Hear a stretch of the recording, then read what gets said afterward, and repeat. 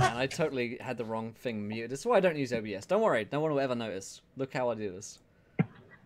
Hello everybody, and welcome back to Save or Dice. My name is Will, I'm a D&D sex icon, and back today with yet another episode of Save or Dice. It is a very special episode because Cody's decided that we won't be playing Harbinger today, and instead Cody is going to be DMing a very special game of the Cypher system for myself, of course Dave from Nerdarchy, Jim, the real Jim Davis, not that fake one, not the pretender. Not the fake one. Not a doppelganger or a fake or something like that. Not to be confused with, no. And, of course, John from PRUITT from WebDM. And, of course, we have our dazzling deviant Cody Lewis with us in the DM seat tonight, as always. So let's get to it, my friends. But before we do that, Dave from Nerdarchy is here to remind us of a couple of things, such as our sponsors. Hey, folks. Nerds Dave for Nerds by Nerds. And we want to thank our sponsors. Obviously, the virtual tabletop of choice, which you see before you tonight, is Fantasy Grounds. They've been with us since the beginning, as has Dungeon Painter Studio. Although I don't think you'll see any maps tonight, but they'll be back next week. And we also have Norse Foundry joining us, and they are kicking that off with a contest. There is one more week running. It is a set of metal dice for you and your gaming group. Although I guess we couldn't stop you from keeping them all to yourself. And if you have more than 7 people in your group, somebody's going to be boned. So 7 sets of metal gaming dice. There's a link in the description. Go check that out. And with that, we'll throw it to our dazzling deviant. Cody Lewis, take it away. Well, I love doing this, especially on my cruise. I've never been more relaxed than I am now, running a game of Cypher system here in the middle of the ocean. Man, Captain's pretty hot, too. He's got a good body. Cody, what about your wife? Her body's good too. She's well. Good things come in threes. Like you're on a nice relaxing trip. I'm waiting here till she hits 40 so I can trade her in for 2 20s. I'm gonna get banned. I'm gonna get Ooh, that's how you roll with advantage, right there. Grant's not on the show. I'm a little quiet. They're saying. I think it should be good. He sounded good. Yeah, we'll see how I do. I'll lean in a little closer. So, we are running a Cypher system one-shot tonight, and what I like to do is open a book by Monte Games called Worlds Numberless and Strange, which was written by a friend of mine, Bruce Cordell. You might know him if you played a little game called Dungeons and Dragons, and it is a book of 1,001 unique settings and dimensions and worlds that you can send players to. And they're typically mashups of popular works of fiction, such as Monty Python and the Holy Grail and Shadowrun. That's one example of a mashup. And what we're doing tonight is kind of a mashup of the movie Excalibur and a cyber plague story from the 1980s.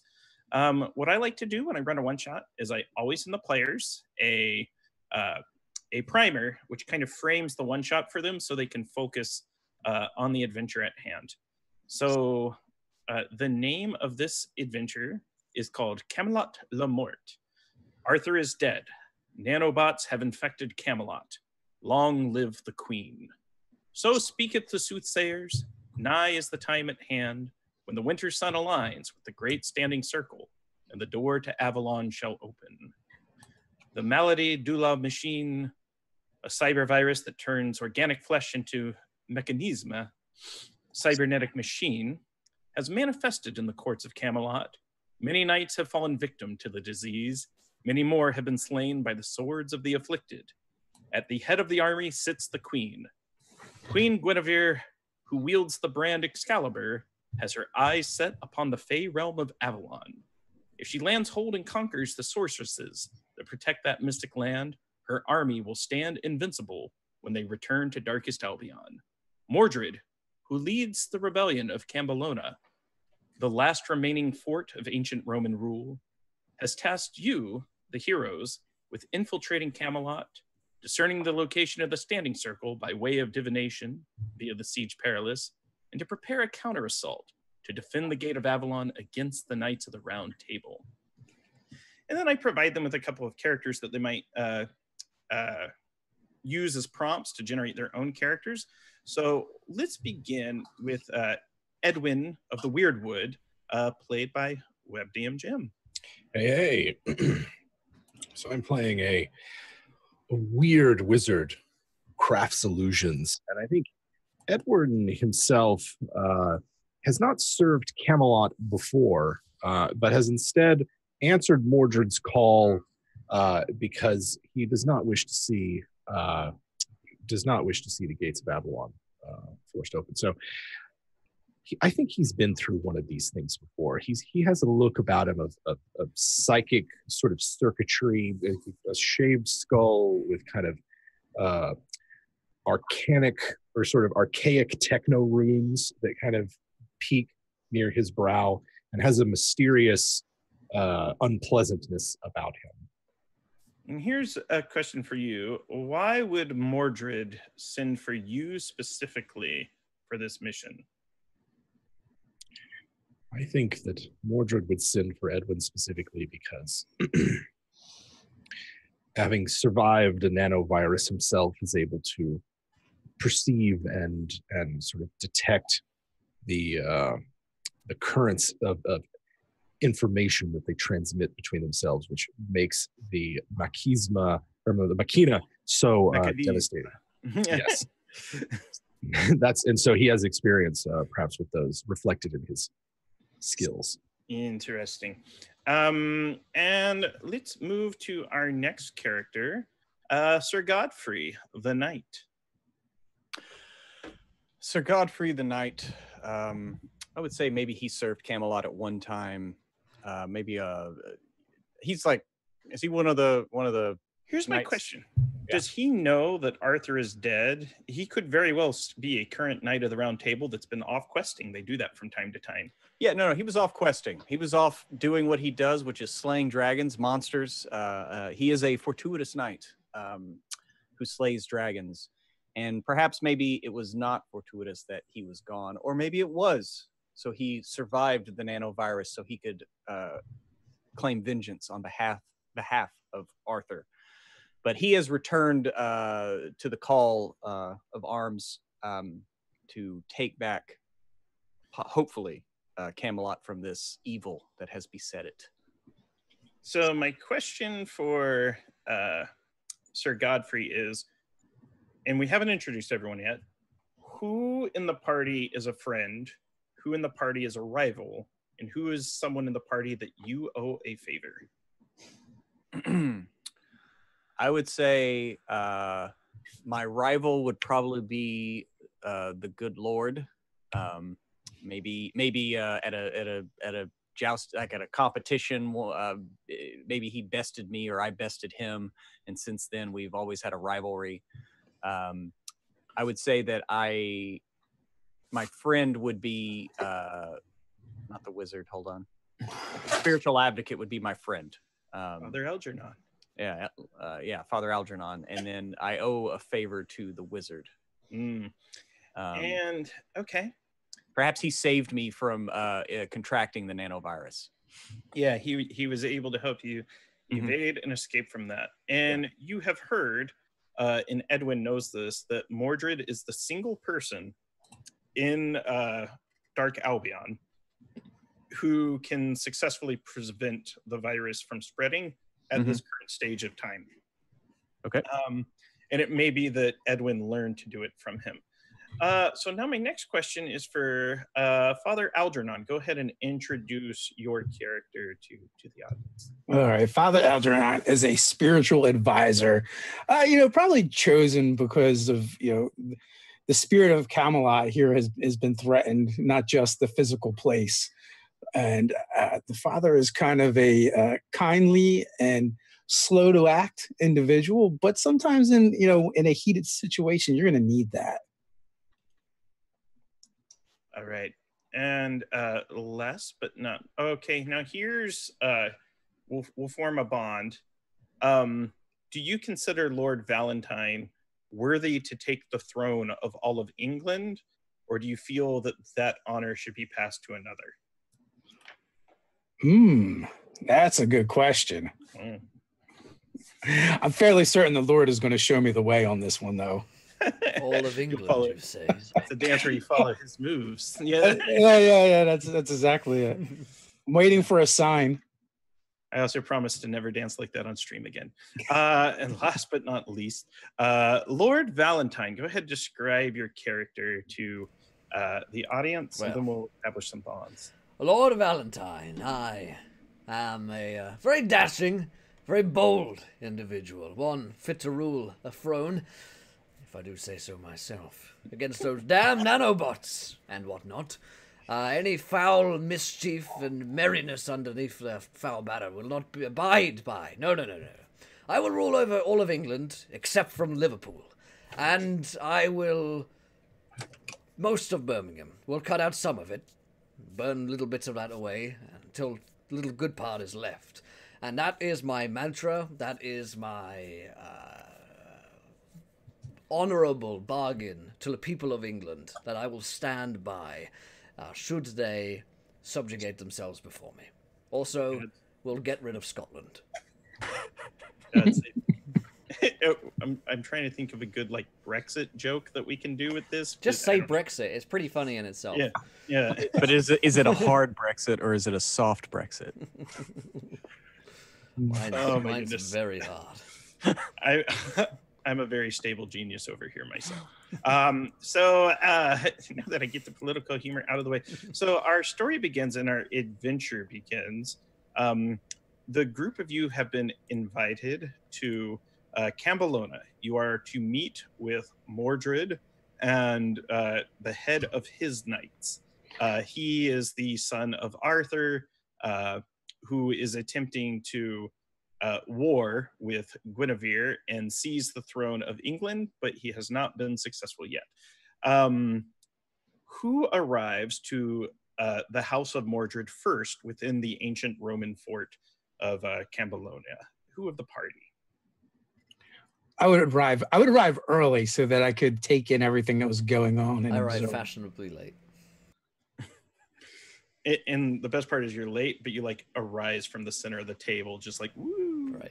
Cypher system, guys. They wheel in a cake and you pop out of it. Now, I love Cypher dice. I can break the immersion, all I need. Father Algernon, you arrive first in Camelot, in the house of Mordred, and you are greeted by a tall, strong knight. His left arm is covered completely in dark brown leather. He is wearing black and white dress, and he stands quite tall. You have heard of him before, but you have never seen him. He is, in fact, Lancelot du Lac, who essentially has joined with Mordred as Mordred spared his life. But you can smell strong drink upon his breath. As you come to the house, he opens the door.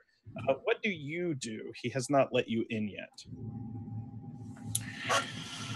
Greetings, Sir Lancelot. Who are you? And I kind of just up and down, I'm wearing the father robes and all the doodads, and I even have a little scepter with the symbol of the church on it. Nice. Perhaps we have not properly been introduced. And Father Algernon, Sir Lancelot, I was invited as a guest and spiritual advisor. There's no God in this land, Father Algernon. But I'm here to prove you wrong. When we free Camelot and save it, you'll see. The spirit will awaken again. Totally do one of these things. Yeah, it's one of those things you can tell he wants to say, I pray that it does, but instead he takes a large, it's almost like a chug. You can see his atoms out of and he chugs down some alcohol and he goes, I'll drink to that. And then he invites you in. Who is the second to arrive out of this party?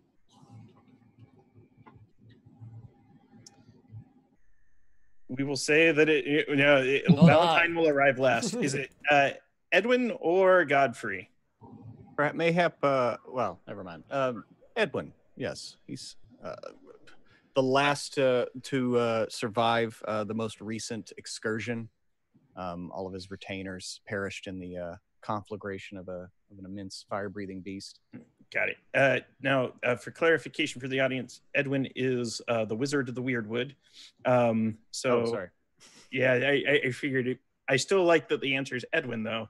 We've had some trouble in Cypher system where we've mispronounced some things and it has gone very badly for us, like setting off doomsday devices and exploding worlds. But with that said, Edwin of the Weirdwood arrives. The door is shut as you come to it. What do you do? Edwin looks at the door curiously and begins to kick at it furiously. The door does not kick back, but the loud droning and thudding inside that echoes within the house of Mordred causes one of Mordred's retainers to come up, and it looks like young Gilbert himself. I'm Gilbert. He comes up, Gilbert, and he opens the door, and he's like, it is the wizard, Edwin? Yes, you sent for me, so why keep me out here in the cold? Let me in. Because to travel from A to B, my good friend the wizard, you must walk through the cold. I don't keep you out there. You keep yourself. Come on inside. He just walks past. Yeah. And he kind of, when he comes up behind you, he goes, can I get you any food, anything to drink? Father Algernon has been set at a table. He's being fed very well, as is Lancelot. And you recognize Lancelot immediately. You've met him twice in your life. You saw him win 2 tournaments in very impressive fashion. And you do make note that his left arm is completely covered in dark brown leather. And you know that is a sign he must have been infected at some point. Indeed, old wound. Bring me wine, strong wine, unfiltered, and water my horse. Lancelot motions, and Gilbert goes to the back. He goes to the kitchen. He comes out with 3 bottles that he just sets in front of you because good things come in 3s. And he goes out and he's like, all right, take care of the horse. Where's the horse? Is it out there? Outside. Like immediately? It's been a long journey. Yeah, but man, this is Camelot. That horse is just going to go walking off on its own, or someone might take it. You'll come back. It'll be missing one of its legs. You'll find cinder block, propping it up. No, you should hurry, yes? Aye, Captain. And Gilbert goes out and tries to find some stable hands. They're like, gotta find a horse in this town. Oh, man, we're doinked. And next to arrive is Sir Godfrey. Sir Godfrey, you're next to arrive to the meeting, but you have actually been in this house. I'm going to allow you to ask me 3 questions that I must answer truthfully about Mordred, his plans, in the feud with Camelot, or the Cypher virus. You're allowed to ask me 3 questions.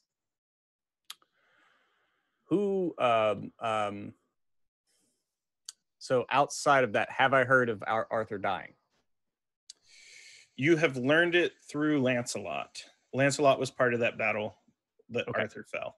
Okay, so I have heard of that. So who does Mordred support for the replacement of this foulness that sits upon the throne? Mordred's feeling is to eliminate Guinevere and then take the throne himself because he feels he is next in line for succession. Mm-hmm. Okay. But he'd prefer to put a puppet king there first to kind of clean up the mess and then sweep in and take the glory. Gotcha.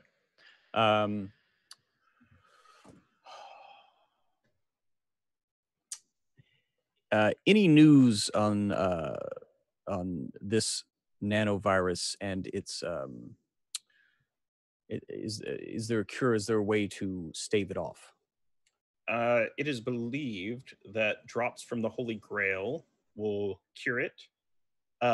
Mordred can inscribe runes on the flesh. He can tattoo the flesh with these dark runes that will stave off the virus. and those are the only two methods of preventing that.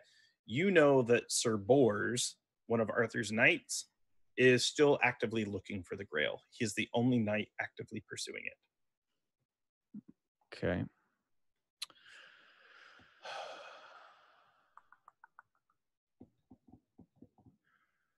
Are there does he know of any other knights that are still alive and free of Guinevere's control that could be called upon for assistance? You know Lancelot is alive and could be called upon, but you also know Lancelot is in a perpetual state of drunkenness. Mordred keeps him that way. Most of the other knights have fallen to the virus. Galahad, Sir Kay, Sir Percival, they are all currently infected by the virus. However, you believe that Lancelot is greater than they are should they enter a combat. Mm-hmm. Okay.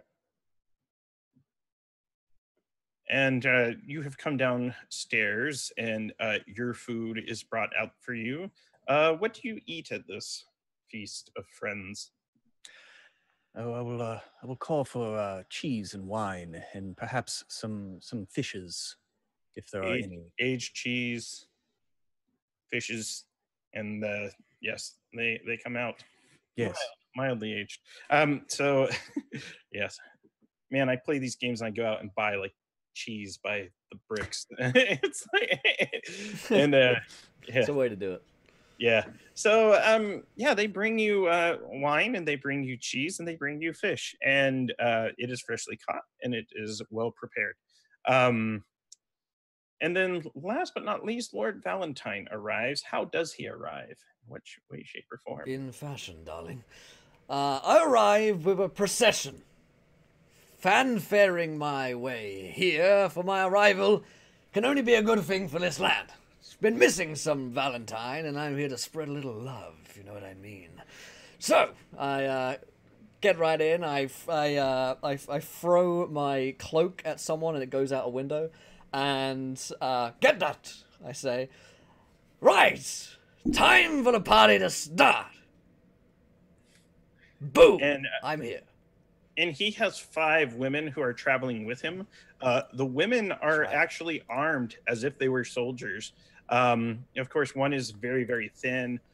One is very, very heavy, heavier than Sir Godfrey even. You know, it would be curious who could take who in a fight. Though Godfrey would never strike a woman. And there is another one who looks like she belongs not traveling the lands, but to live at court. But she doesn't look weathered by the travels at all. It looks as if the cold and the rain and the frost on the land has not affected her at all. She has a sort of otherworldly beauty about her.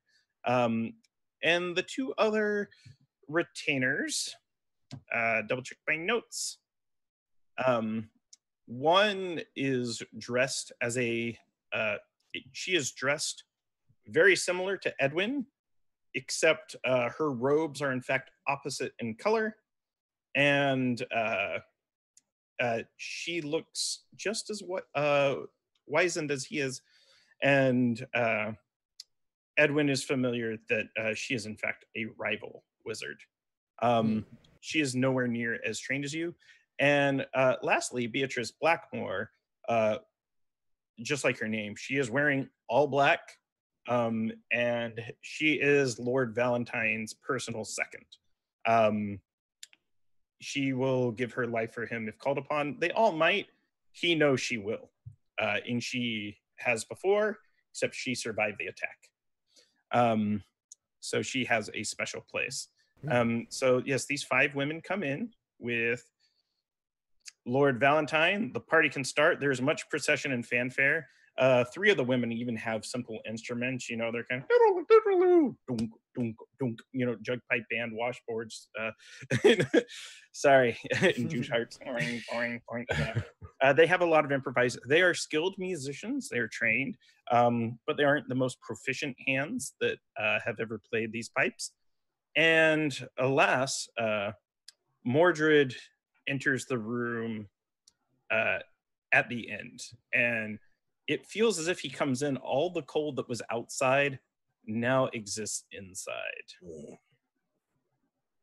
And he sort of looks about the group of you, and he says, "Was there not one more that I had sent for?" Then my question for the group... He fled to Mexico. Dang.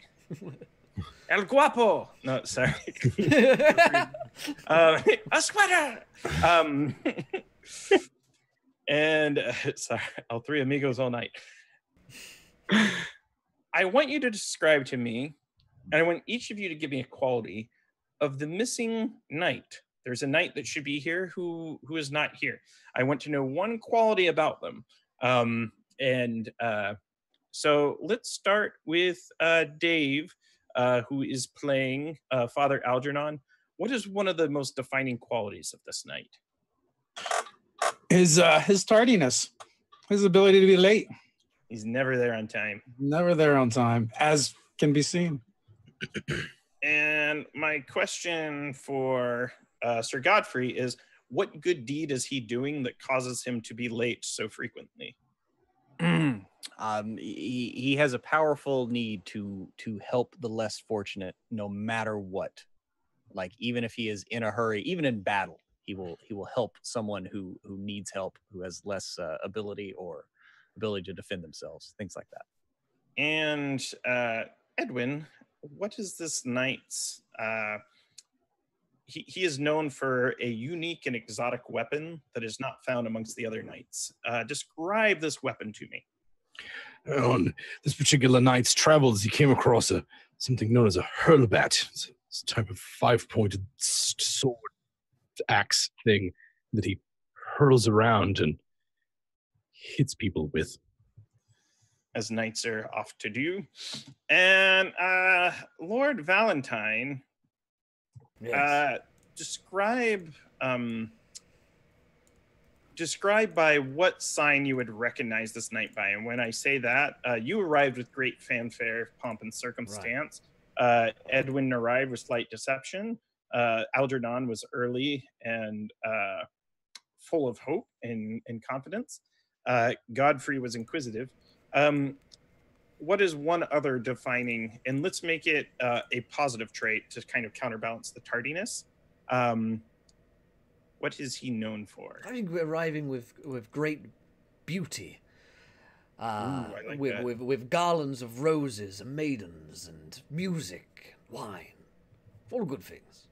All right. He arrives, but he is not there. And the name of this knight will be Sir Adrian. So Sir Adrian has not arrived. And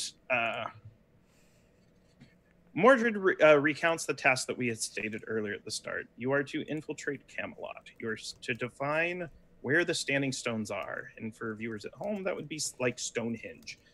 In these Stonehenge, there is a gate to another dimension, a Fey Wild of sorts, and it leads to the mists of Avalon, where sorceresses and powerful magic users live.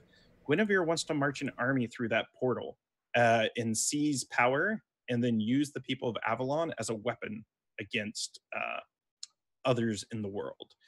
And Mordred recounts this. He asks, what thing would you need to take the place of Sir Adrian?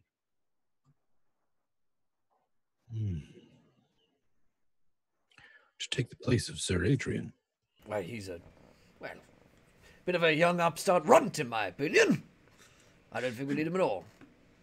I like that answer. The Lord's grace walks with us. We should be fine. That's what the priest said. I agree. What he said. Sir Adrian is right where he needs to be right now. Which is not here. Yes, so Mordred, perhaps just your blessing could be enough. That's right. His I give not blessings, however, and he pulls out a vest. It looks like it is made out of pigskins and moss. And he has this vest of pigskin and moss, and he asks if you would be interested in taking it as a gift. It is a item of great power, and it holds a secret. Certainly not the smell. What sort of power? It smells like honey, actually, when you smell it. Oh, I have the ability of understanding. I can spend an intellect point and observe or study a creature or object. Am I able to divine what this thing is for, the purpose? You know that this is in fact a cipher. And for our viewers who are not familiar with cipher systems, ciphers are kind of like magic potions or scrolls that you might find in other RPGs. They are one-use items of great power. In this vest, you know, is in fact a cipher, and you know that it will have a positive effect on the wearer, but they can only use it one time before it turns to dust. well, perhaps Lord Mordred, instead of your blessing, we will take this instead. Yes. This is my blessing. And Lancelot laughs out loud. And he goes, he sold you. And Mordred kind of gives Lancelot a cold stare. What? Is there anything you require, Lord Valentine? Yes. Scotland. Let's get rid of it. We've been trying. Right? Difficult. Okay. The problem with Scotland is it's full of Scots. I'll settle for Liverpool. Let's get rid of it. They say, again, they're trying, but it is quite difficult as the queen still sits upon the throne. However, they say, what if we gave you power and authority to do this? And what if we also gave you... Those two words are good. They pull out a pig's knuckle, kind of like a pig's hoof. They pulled out, and they let you know that as long as you wear this around your neck, you will receive charming motivations. When I say that, you'll have a charm, like a charm effect. You're already charming enough, and you will be able to do any climbing or jumping task, decrease difficulty by 1 step, as long as you wear this. And it is not a cipher. It's not one use. It is an asset. Ooh, I will take this gladly and go forth to prove myself to you and indeed to all of Camelot and England, except from Scotland and Liverpool and some of Birmingham. And now that I come to think about it, some of the southeast, Essex. Let's get rid of it. Some of the West Country as well, and like they just have the map, and like it's just pointing to all the retainers are going up and just like tearing portions off. Like, no, these things take forever to make. That's been in my family for generations. The scribe Devin Rue only works so fast. All right. Oh, that poor mistress of maps. And then they look at what they refer to as the two outsiders, the father and the mage. They say, is there anything you two strangers require?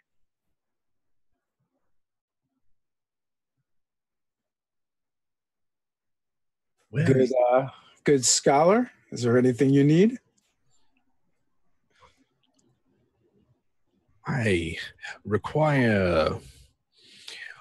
Where's the information on the Siege Perilous that would get us the location of the Standing Stones? I find it curious you would not be joining us to such a place.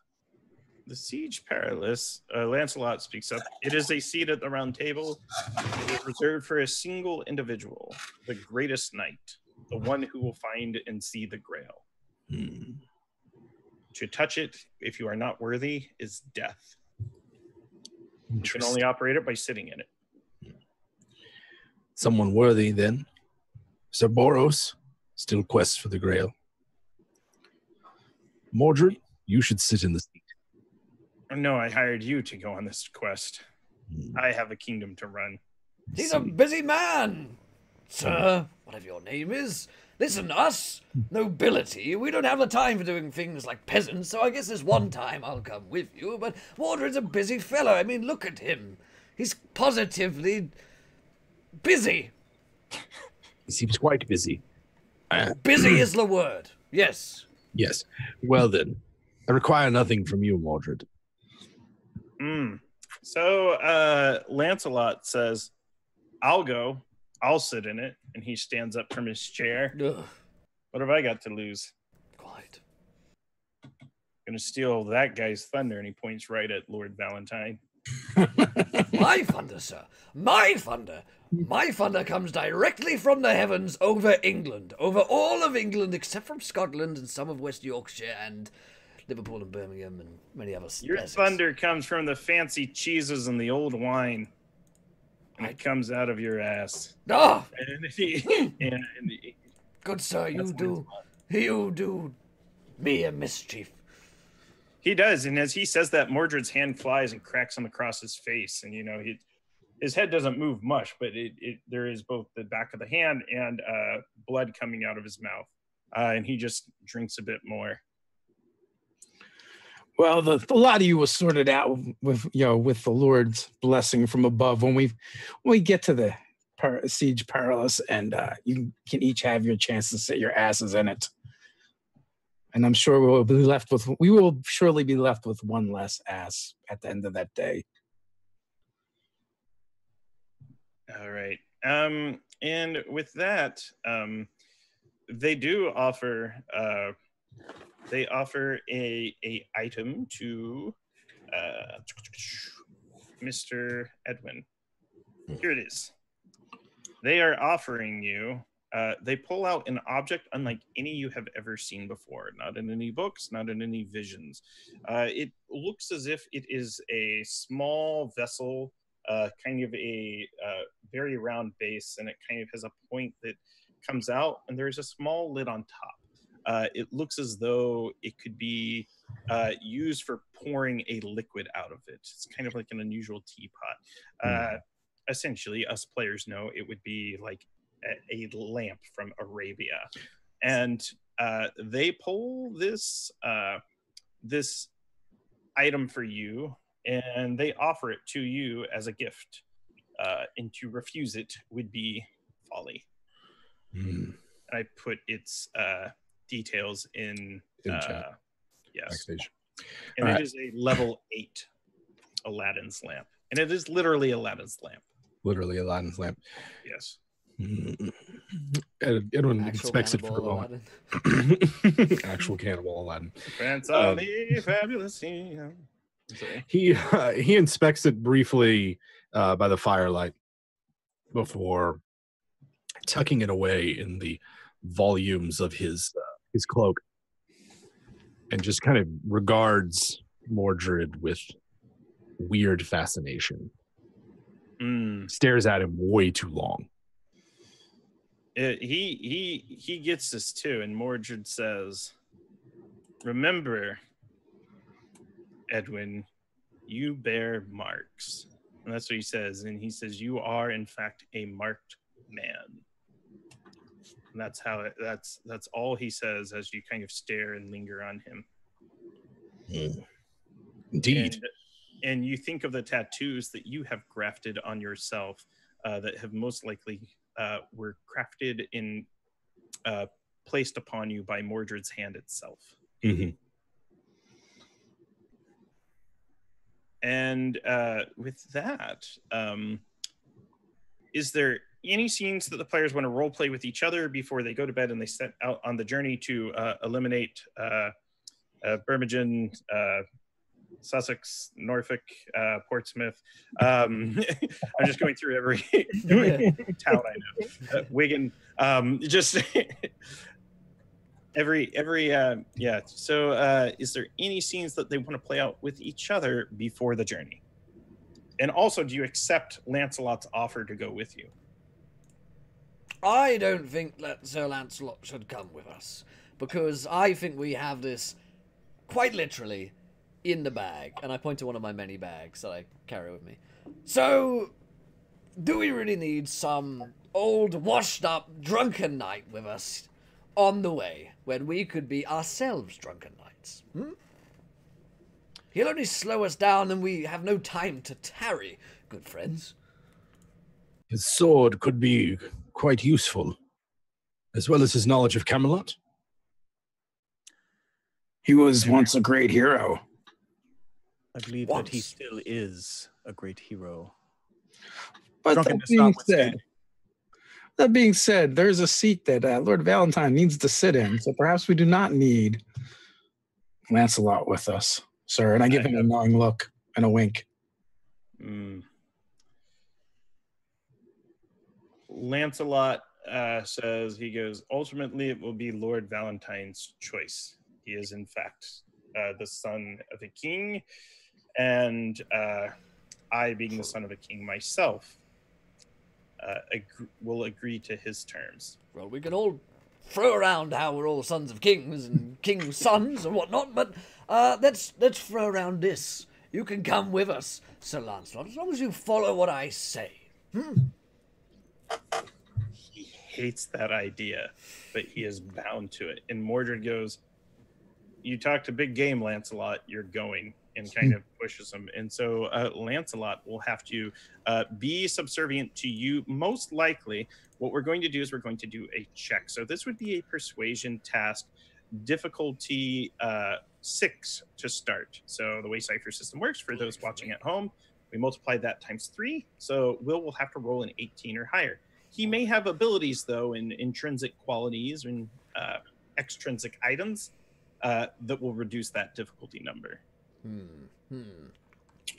I will use my encouragement ability upon him. That'll reduce it for sure. It goes from 6 to 5. So the number now is 15 to beat.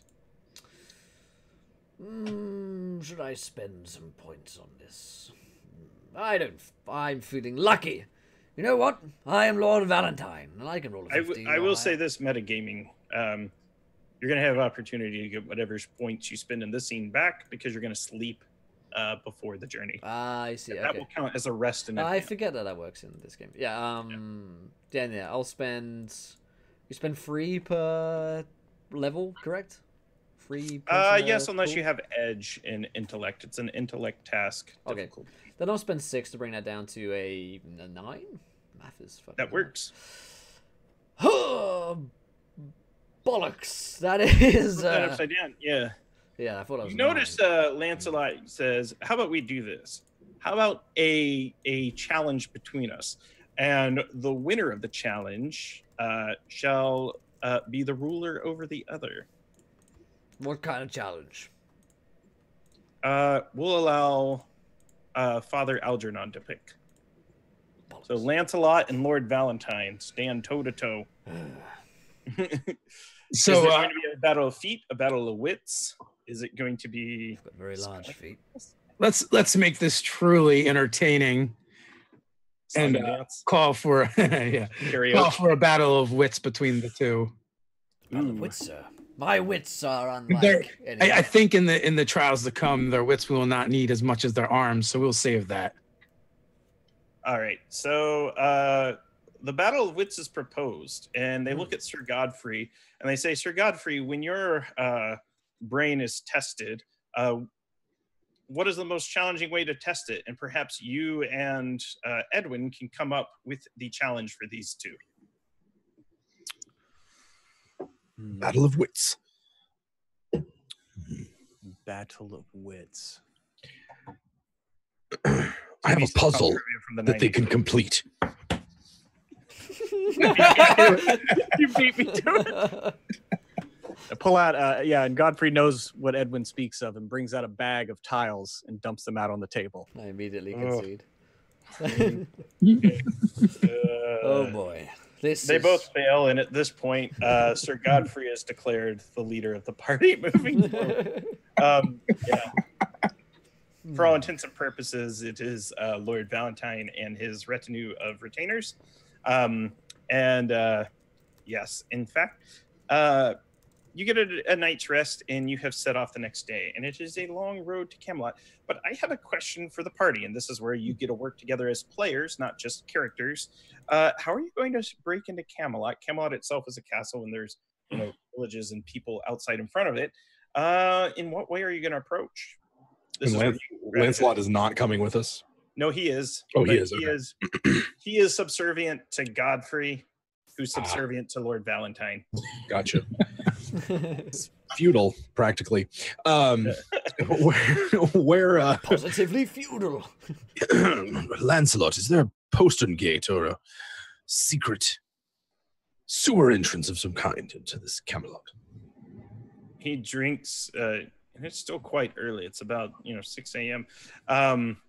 I take the drink from him and snatch a big. Oh, you drink do, of it. and you notice you drink as much as you want, and it does not decrease in volume on the inside. It is never empty. It is a magic item that is bound to Lancelot. He's like, give it back, and he kind of rustles it out of your hands. Do you let him take it back, or do you hold it from him? I take a drink and then it spills all over Edwin, who has. We don't know the last time he bathed. There's purple stained face now, wine. Horrible. It's good wine. It is. It is quite delicious, and you as you drink it, you almost feel immediately drunken. And Lancelot does oblige. He says, yes, there is in fact a sewer entrance.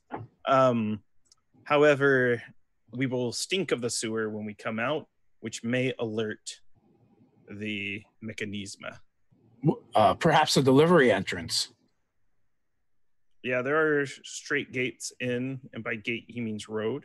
There are roads into and out of Camelot, and I feel that there are probably plenty of caravans that still travel there. Perhaps we could hitch a ride with one of these caravans, or enter as pilgrims. I can cover our smell. So, are you going to attempt to find one and go to, like, say, the nearest village or town or city and hitch a ride with a caravan or group of pilgrims, or are you going to try to create costumes and kind of come in on your own? Remember, you do have the 5 women that are traveling with you. I do love a good cosplay, but perhaps we should find travelers that are already familiar with the route and that are accustomed to the ways of Camelot, and Camelot is accustomed to them. Godfrey and Lancelot are both accustomed to Camelot. Also, Lord Valentine, being a noble, does gain immediate entrance to Camelot should he choose at any time as Lord Valentine. He can come and go as he pleases, and he is familiar with how to behave at court. But then perhaps maybe we could go undercover as his retainers, and that might be a way to gain admittance. Where will he be? Will he be going as himself, or will he be going under the guise as a different lord? Well, I guess you'd have to go as himself, right? Maybe. Well, he can still exude the presence and make a claim as if he is a lord. I would let the ability essentially work the same. He would just give a different name. Well, after we complete the task at hand, it will not matter, correct? It's true. It'll only matter if we fail. Indeed. The only thing I would caution is if we enter in under the deception and using Lord Valentine's authority, then we might be watched. They will know we are there, as opposed to sneaking in elsewhere. I'm not sure that's a bad thing. They should know that Lord Valentine is coming, and they should fear wherever I tread. I look at Sir Lancelot's reaction to Lord The ground Valentine. itself quakes before me. And when they look upon that ground, they will Yeah. see the fear in the ground and therefore feel fear themselves. It is almost as if Sir Lancelot has not heard a word he said because he is waiting for Godfrey's command. Far be it from me to agree with Lord Valentine, but So, perhaps he does have... So, is the plan then, let's make sure I understand correctly, to come in with the pomp and circumstance of Lord Valentine, but essentially amplify, like, say his arrival here, it's like, all right, now we're really going to jazz it up. this was nothing. What do you want to... This was Yeah. nothing. When we arrive If in you were- Camelot, they will know. If you were to put on a proper show, what more would you need to add to really make the biggest bang? I'm going to need Perhaps some animals. animals. Yes, Dancing fireworks. bears. Animals. A lot of fireworks. Some belly dancers. Some kind of pole for me to prance and dance upon. A stage for my special brand of poetry. Slam poetry. And a lot more wine. A lot more wine. Lancelot has wine aplenty. It is But liver. perhaps the show could allow us to sneak by and in. Yes. All right. Deception. Like Noah filling the ark, it's going to take some wrangling to get the animals, and I believe each person will need to get animals. I want intellect. Describe how exotic of an animal you're trying to get, and we'll kind of go in reverse order from how I've done it. Let's start with Lord Valentine, and you can send your retainers out. They all work as assets. So whatever the task I give you, the number's immediately going to be reduced by 2 because your retainers are helping you. Exotic animals. Edwin returns with a pig. Just one under the arm. Not even very big. You've not seen this remarkable animal, have you? Zuckerman's famous pig. He's radiant. This was the pig Hey, that now. pulled the sword from the stone. That's some pig. We want a couple squirrels, a fish. Archimedes, the highly educated owl. Sorry, I'll sword in the That's stone all us. day. What kind of test is this, Graham? It's going to be intellect, but it's going to be reduced by 2. And just to sort of describe to me the animals that you're trying to get. I'm looking for the smartest pig. I Oh, can find. baby. Yeah, 20. Okay, so you come with like penguins? Or do you come with like like some sort of like other walking creature? beavers? Yeah, just Like a basilope? Yeah, like how does this look? a camel. It's just there for no reason. This is major. Totally yeah, out of because its environment. A 3-hump Major camel. Yeah. Yeah, 3-humped camel. Yeah, I'm gonna let you describe this. Yeah, The these- questing beast. He shows up with the questing beast. These are the animals of England, and I. Like a woolly mammoth. What's it even doing here? Lord Valentine actually stumbles upon a traveling circus. Yeah, it's like Mommy Fortuna's traveling circus and the Last Unicorn. And so you have like a manticore and a harpy and a couple of like fantastical creatures and a unicorn. So these are what you come up with. Yeah. These I are love the it. beasts we shall enter upon, and Camelot will know that Lord Valentine has arrived. Edwin, you have a pig, no problem. You don't need a roll. You are able to You got this. wrangle some pigs. Smartest pig in the country. Yes. Just a pig, or do you want 2 chickens to go with it? The chickens are worthless. All right. And I find that highly offensive to chickens. Sir Godfrey, The you have animals. Lancelot assisting you. How exotic are you trying to get with the animals to bring about? Well, I mean, being one that has traveled about and learned the lore of many monsters and beasts, we'll go to a cave, and we'll find it's a combination of owl and bear, and we'll try to wrangle an owl bear to bring in. An owlbear. So this is going to be task difficulty 6, reduced to 5 because Lancelot's helping you. And I have monster lore, so does that mean it reduces to 4? Yep, reduces to 4. You know where the owlbears hide. I'm gonna go for it. Another nat 20. We have all of them. All of A the whole animals. gaggle of owlbears. Just a gaggle of owlbears, and like it's kind of one of those things. It's like the Russian dolls that stack. It's like 8 of them in a line from biggest to smallest. Mm-hmm. It's like the evolution of man, except it's owlbears. If you guys notice how when Cody's gone, we were all really well. I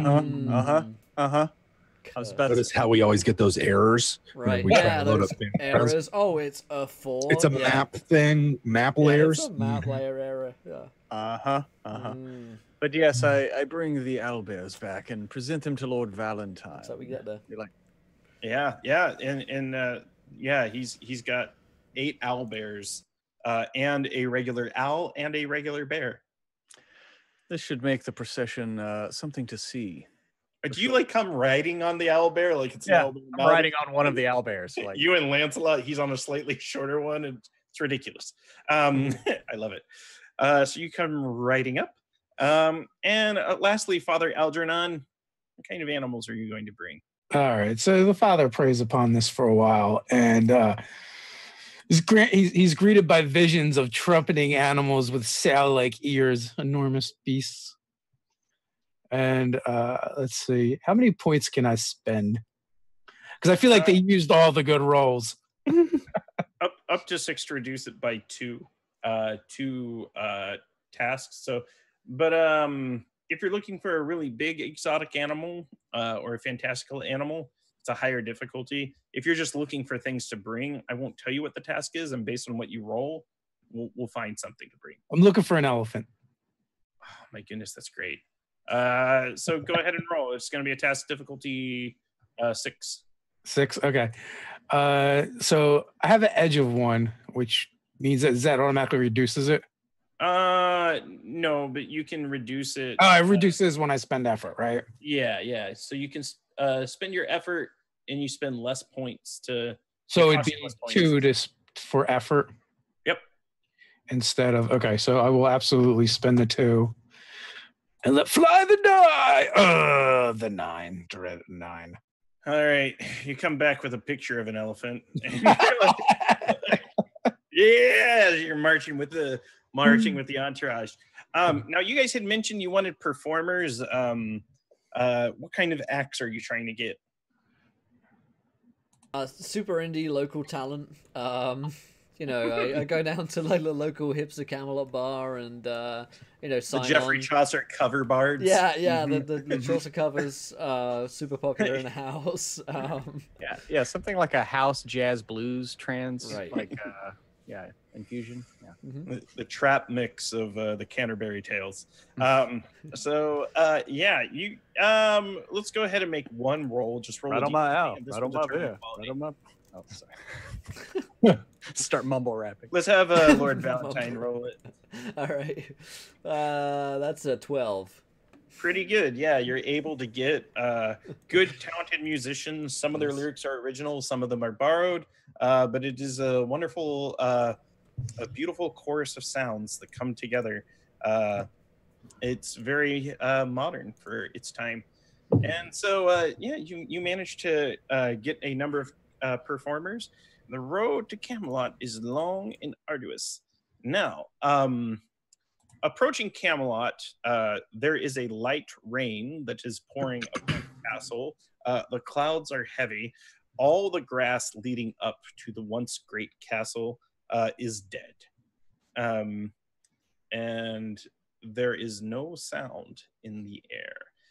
Essentially, there's simply you could hear a rat piss on cotton if it were to do such a thing. It's just kind of like an otherworldly silence.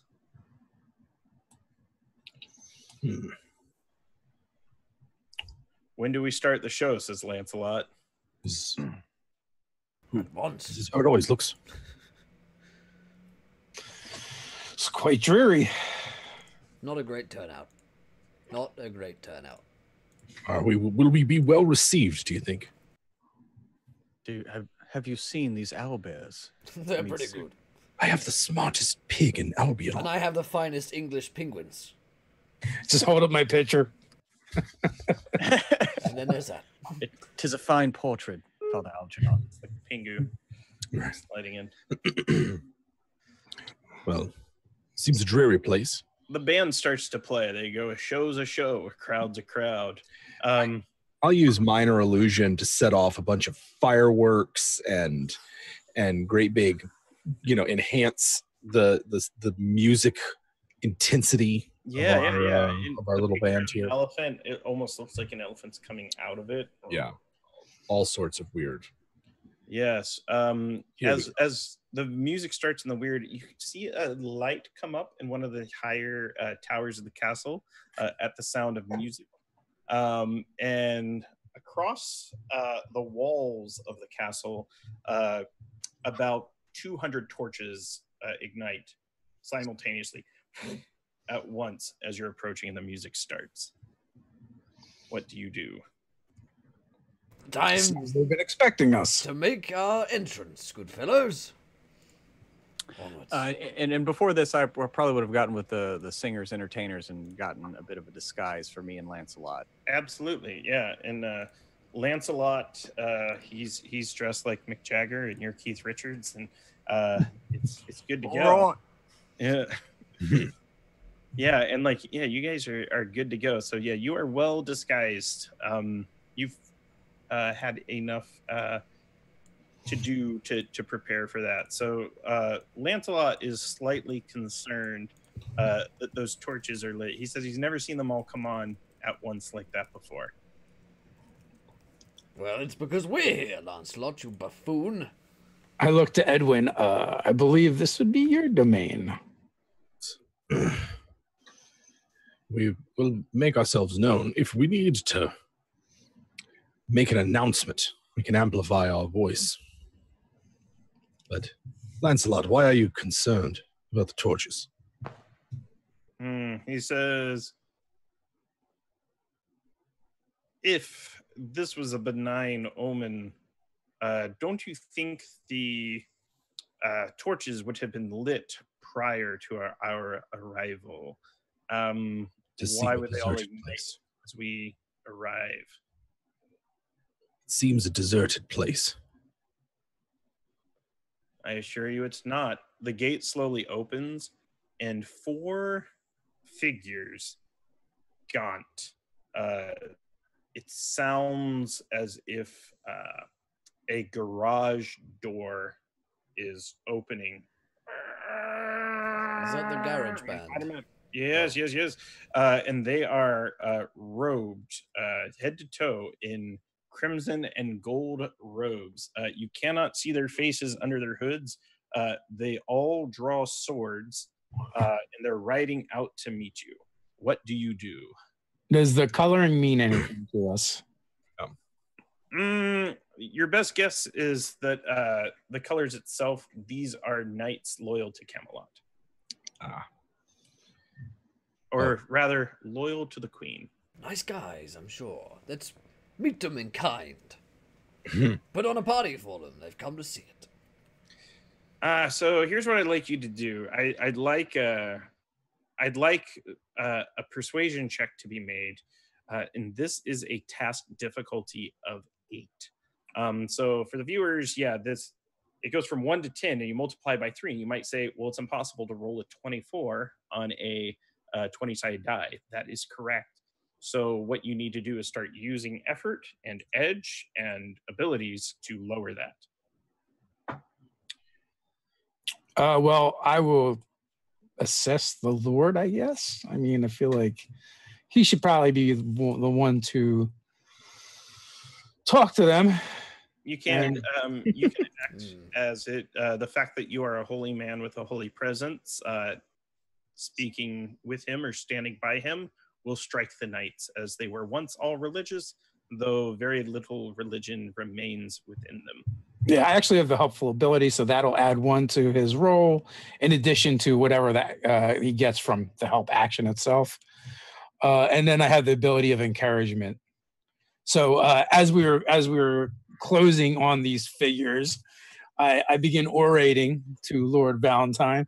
You are such a noble soul, the son of a king, and these are mere knights.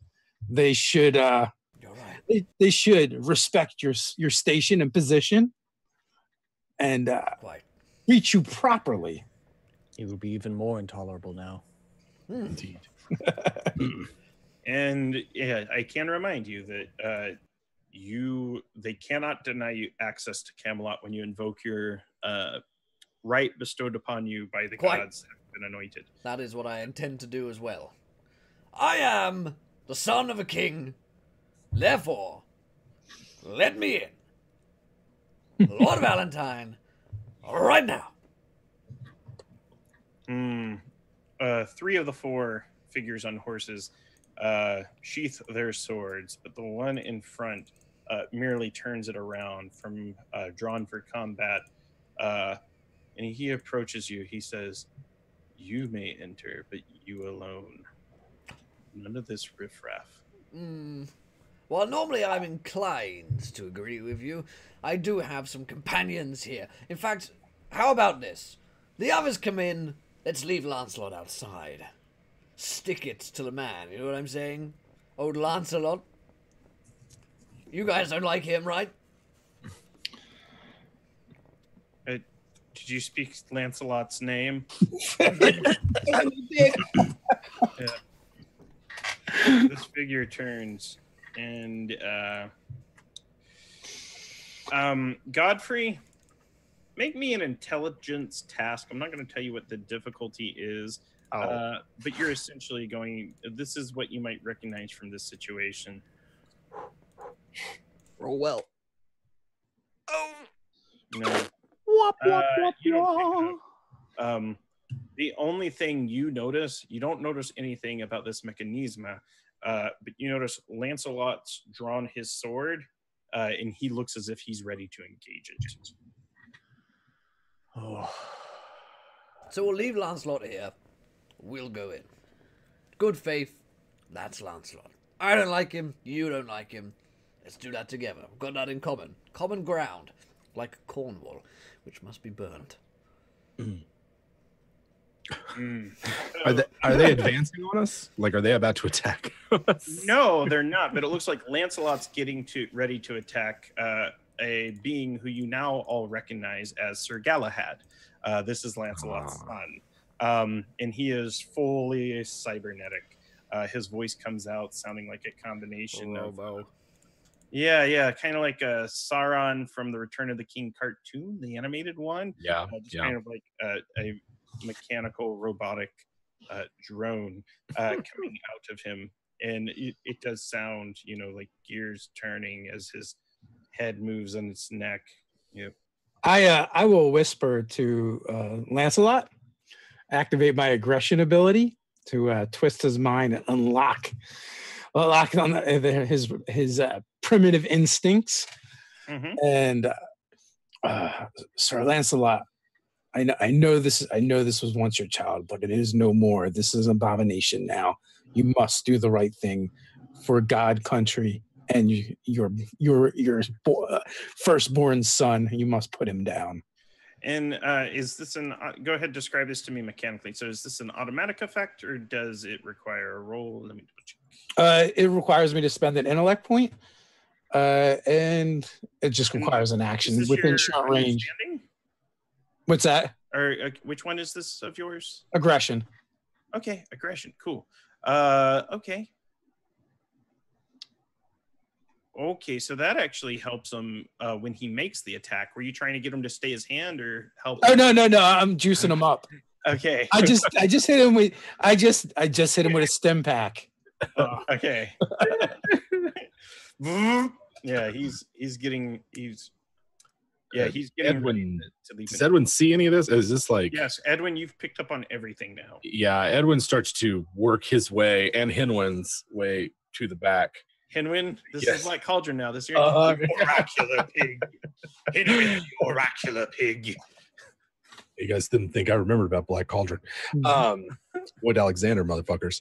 There's Game of the Thrones rips off all of his political structures. Sorry, all night. Edwin's backing up to get some of these retainers between him and men with swords. All right. So the retainers too, they say, shall we join in the conflict if a fight breaks out?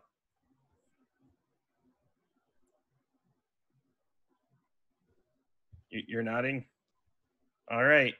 Oh yeah. If I have any authority, Edwin's like, you should prepare to defend your master, as he kind of like pushes them ahead of him.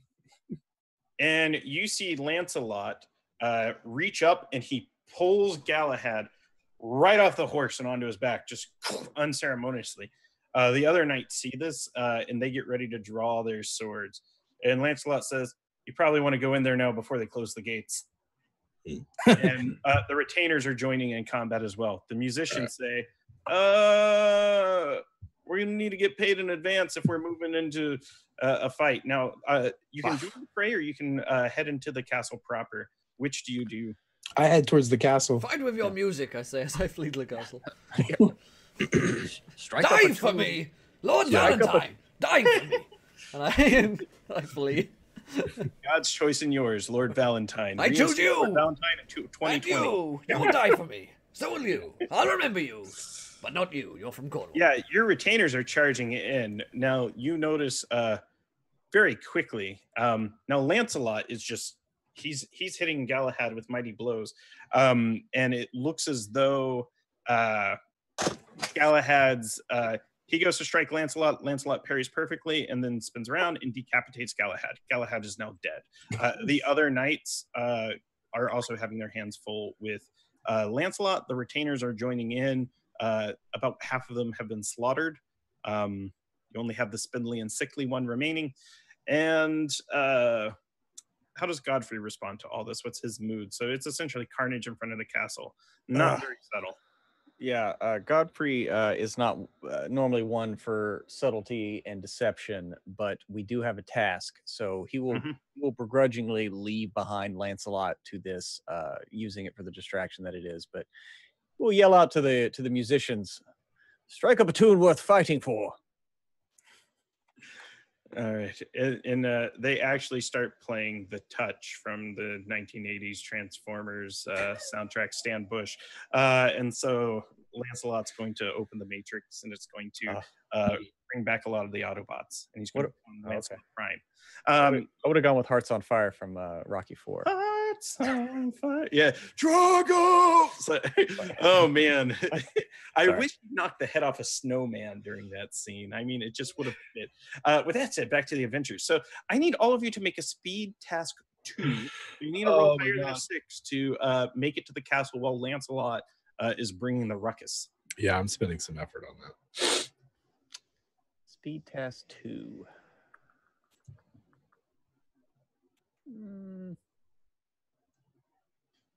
I'll take a nat 20. With another nat 20. I'll take a nat 20.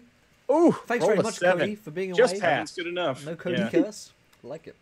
I like this game a lot. Woo! Got it. That's good enough as well.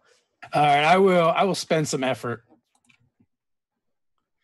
And I guess I didn't need it, but spend all the same.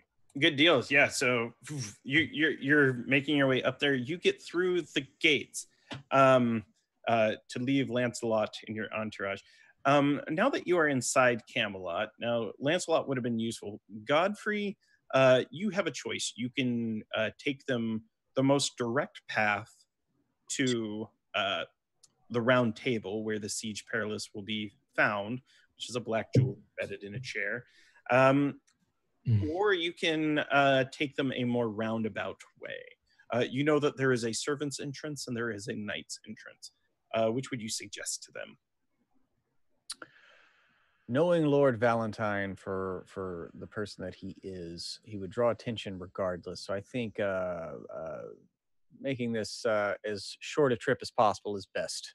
So we'll take the direct route. All right. On your way, there are 4 guards that don't seem to want to let you pass to go to the Round Table because court has not been called. And you are going to need to deceive them. Describe to me how the party does this. And that's why they see you, and I can play as those characters. They're like, no, nobody through. None shall pass. Have you not seen the conflict out front? Is that a Grail Knight? I choose that. Our task is to stand guard here. There are conflicts out the window every day of our lives. But Lancelot, he has returned.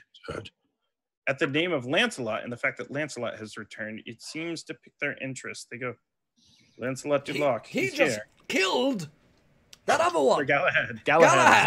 He just killed. I wasn't really watching, I have to say, but he killed Galahad. I was keeping an eye on my penguins from England. Yes, he's dead. You might want to go check that out. There's regicide, patricide. What is it when you kill your kid? I don't know. Just plain damn feels good. I don't know, but it feels good. Oh, Will Jones. Lord Valentine As the sponsors drop from every stream. He did have several sons at one point. That one time. So, you notice as Godfrey speaks this, he's convinced them, and he in the voice of Father Algernon. But then they notice, this is Sir Godfrey. Fuck. And they go, assimilate him. And you notice their arms project out of their bodies, going out about 6 feet, and they try to wrap around you. So I need you to make a speed defense test. Okay, I was going to ask. I can't remember if it was a house roll, Jim, but doesn't a shield give you an asset on speed defense rolls? I would give you a shield and asset on this because you could be deflecting stuff. Okay, cool. Well, in that case, I'm going to switch that to specialized because I took train without armor. So what level am I going for? This is a task difficulty of 4, so this is a task 4. They are not as skilled as the Knights of the Round. Okay. All right, got it just fine. Slightly above average. All right, so you rolled in 11. But I am specialized in I'm trained in speed defense without armor. You've lowered it. And correct. I have my shield, so I lowered it to 2. All right, so so you managed to lower it, and you've deflected their essentially attempts to get you. Now, did you deflect it with your shield? Yes. You notice your shield begins to be consumed by their cybernetic tendrils that are kind of wrapping around it, and it's beginning to digitize. Drop your shield, Godfrey. Let go and What are you cast it doing? aside. It's 2 you owe me. And how does the Never party? let it go, will you? They are going to attempt to assimilate Sir Godfrey. I draw my sword for honor, for glory, for valor, for England, except from 17 of the counties. For most of England, a For majority. some of England.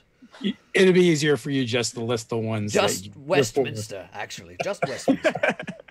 For Westminster. I will stand stock still and invoke the name of the Lord and the power of God to put the fear in them. Okay, so let's. How many are there? Well, here's we how had we're initiative gonna do. order. We're gonna go from Father Algernon. Then we're gonna go basically on the order of my screen. Algernon. Then we'll go with Valentine. Then Edwin. Then Godfrey. So. All right. So how many are there? There are 4 of them. 4 of them. So the one that is going after Godfrey now. They're the one that All 4 of them are. all of them. So one of them that's going after him, I will rebuke him in the name of the name of the Father and the Son and the Holy Spirit. And I can't move when I do this, but I'm using my Terrify ability to either paralyze them with fear, whatever their worst fear, it will invoke it, and they will respond appropriately, whether it's to run away, be paralyzed. So you need to do a target a level 3 or lower with Terrifying Presence. These are level 4. Oh, okay. So I'll still let you do the thing. Okay. Here's what I'm going to want you to do. I'm going to want you to spend 2 extra points. Okay, yeah. I think it's got to build in where you can bump it anyway, right? So Maybe, perhaps. I think so. Yeah, so I will do that. So am I correct, with a edge of 1, that means relatively anything that's 1 or lower is free? Yeah, it's automatic. Yeah, automatic. Okay. So I will spend the 2, and what do I have to do? Make a intellect roll? Actually, no, you just convince them. So it happens. Like, you did it. Even better. I hate dice. Do you want them to run away, or do you I want them hate to... Dave from Nerdarchy 2018. I hate dice. I hate dice. But they hated me first. Yes, I want them to flee in fear. That night turns and runs like a coward. And next, Lord Valentine, sword drawn, ready to kill.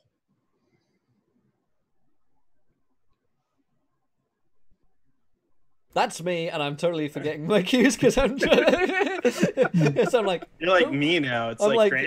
yeah, What? too many. Who am I? Yeah.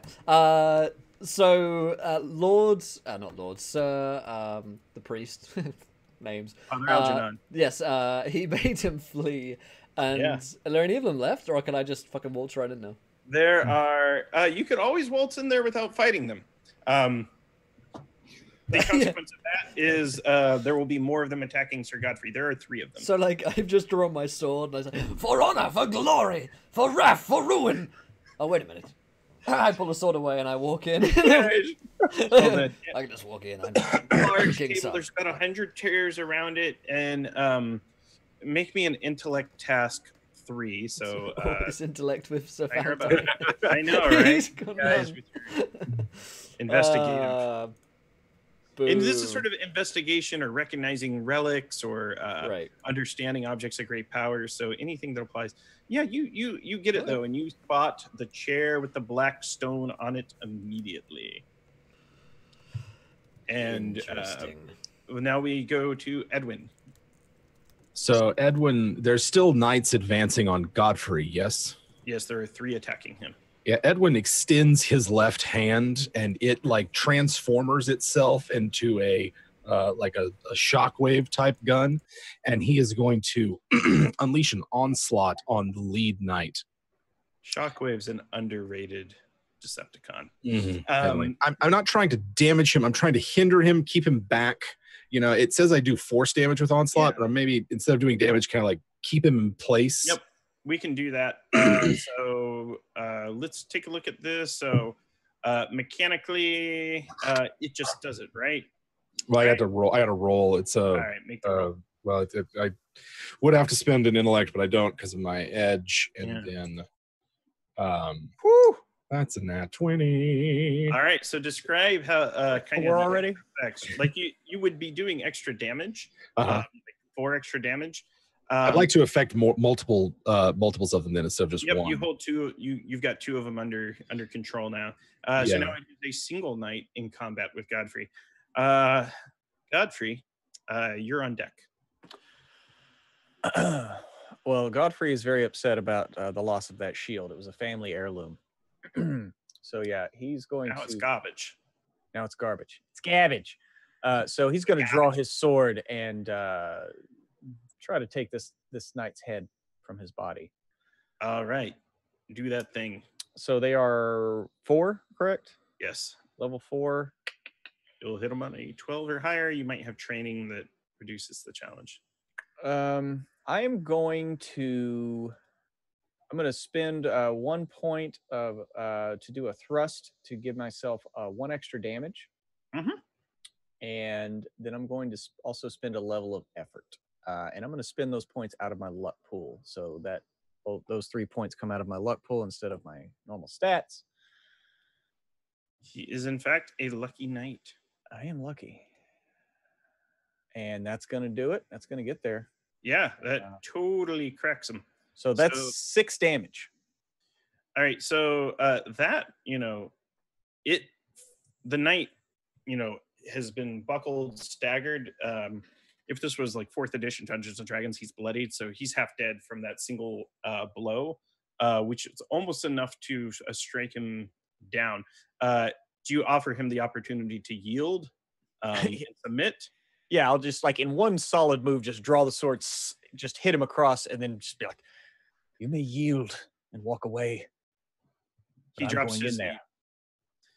He drops to his knees, and it's now his turn. And while he's yielding, almost as if against his will, he has yielded.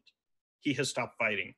You see the tendrils come up out of his hand, and they're trying to come up and grasp your legs and take hold of you. I need you to make a speed defense check. Alrighty. So Godfrey! Damn it. These bastards.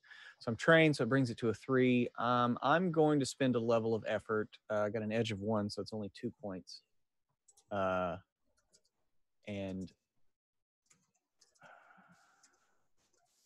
oh fuck. Oh no. Oh no. They've got you. I'm gonna spend an XP to reroll that. Okay. Because when I do that, because I'm lucky, I get a +3. Mm-hmm. And that just does it. All right. And pardon my intrusion, but I'd like to make an intrusion here. How rude.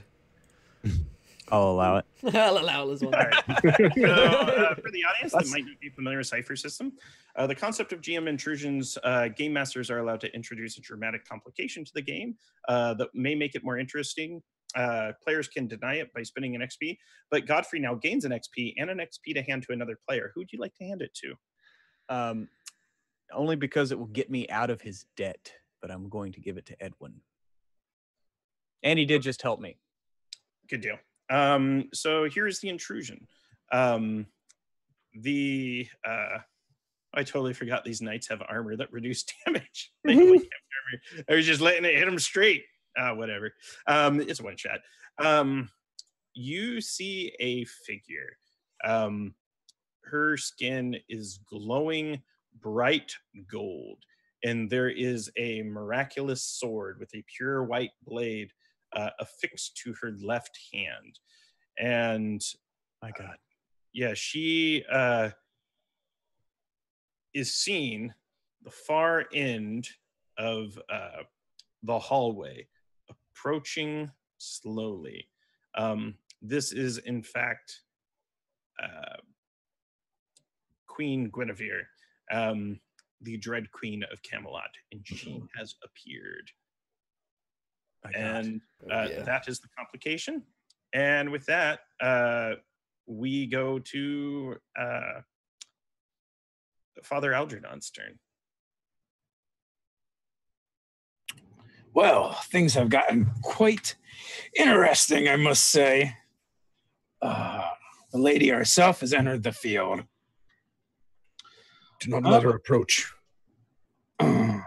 But even one as powerful as you, Guinevere, cannot withstand the might of the Lord.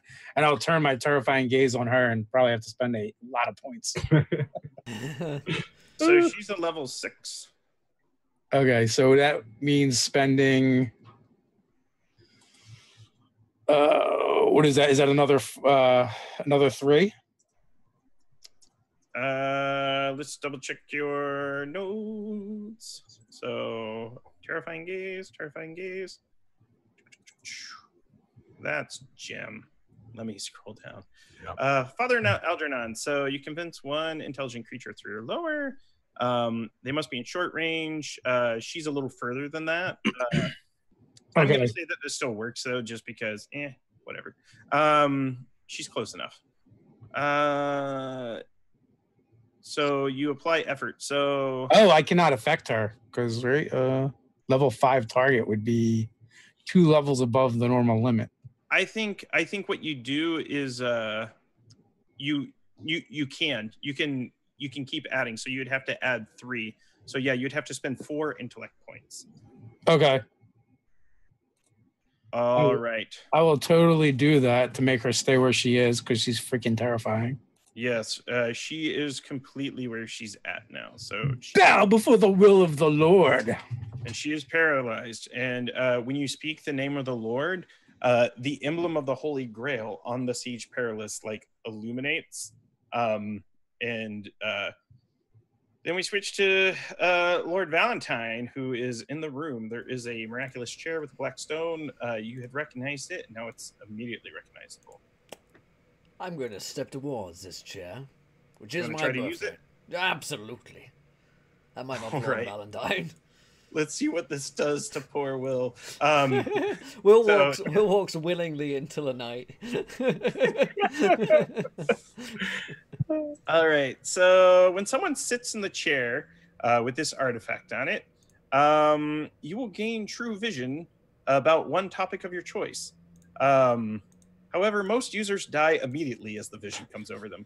So what you need to do is succeed a task difficulty level 7 intellect defense roll. If you fail, you fall immediately dead. Please tell me you switched to 2 effort. Yeah. Let's see. My edges in might. Okay. Here you go. I am. You have experience points to reroll. Yeah, I am cynical, and I expect the worst. Thus, I am resistant to mental shocks, and I'm trained in intellect defense. Okay. Mm-hmm. So it's a 6 immediately. Yep. That's good. I'm in endurance. That may not work actually. There. How much effort do you have? I don't even know what that means anymore. Okay, game. so I've got 9 points in intellect. I believe he has an effort of 1, but he has 9 intellect points, so he can spend 3 points to lower it to a 5. Yeah, let's do spend 3 to lower it to a 5. You have an asset. So the asset you have is a pendant that your mother, old Mother Valentine, gave you the queen of a far and distant land. And this pendant, she spoke to you that you are in fact the chosen one, and you are the one to rule over England with the exception of 7 counties. And essentially, I will allow that asset to reduce it to a 4. All right. So that's down to a 4. I'm trying to think if I got anything else. Let's do that. You have XP if you need to reroll. Okay, so. yeah. All right. This will be fine. This will be fine. So I'm looking for numbers 12. 12 or 12 or higher. Huzzah! Oh, he does it. I do not All die right. this day, not Lord Valentine. No. All right, so a vision comes over you, and you see the most direct path from Camelot. There is a grove in the woods about 15 miles from here. And you see on a hill standing stones, essentially elaborate Stonehenge. And you also see that a gate to another dimension is opening above the stones. And you also see in vision about 40 miles away, an army of dread cybernetic knights marching towards that direction. So you now know the path to the Stonehenge. I know the path to Stonehenge. It's just Take us there, Lord Valentine. It is Pass Edwin's turn, though. So through whatever- Cornwall. We have to burn it.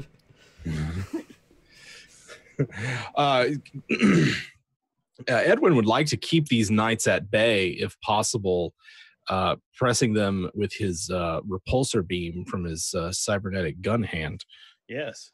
to keep the Wouldn't door be an open. adventure with Jim unless he added Right. cybernetic gun. Right. It wouldn't be. We're playing in his own setting. He's like, "Can I have a musket?" And I'm like, Right. "Typical Jim." So he's going to keep. He's doing that to keep the door open between the room with the round table and the hallway. I think we might have to make a hasty retreat.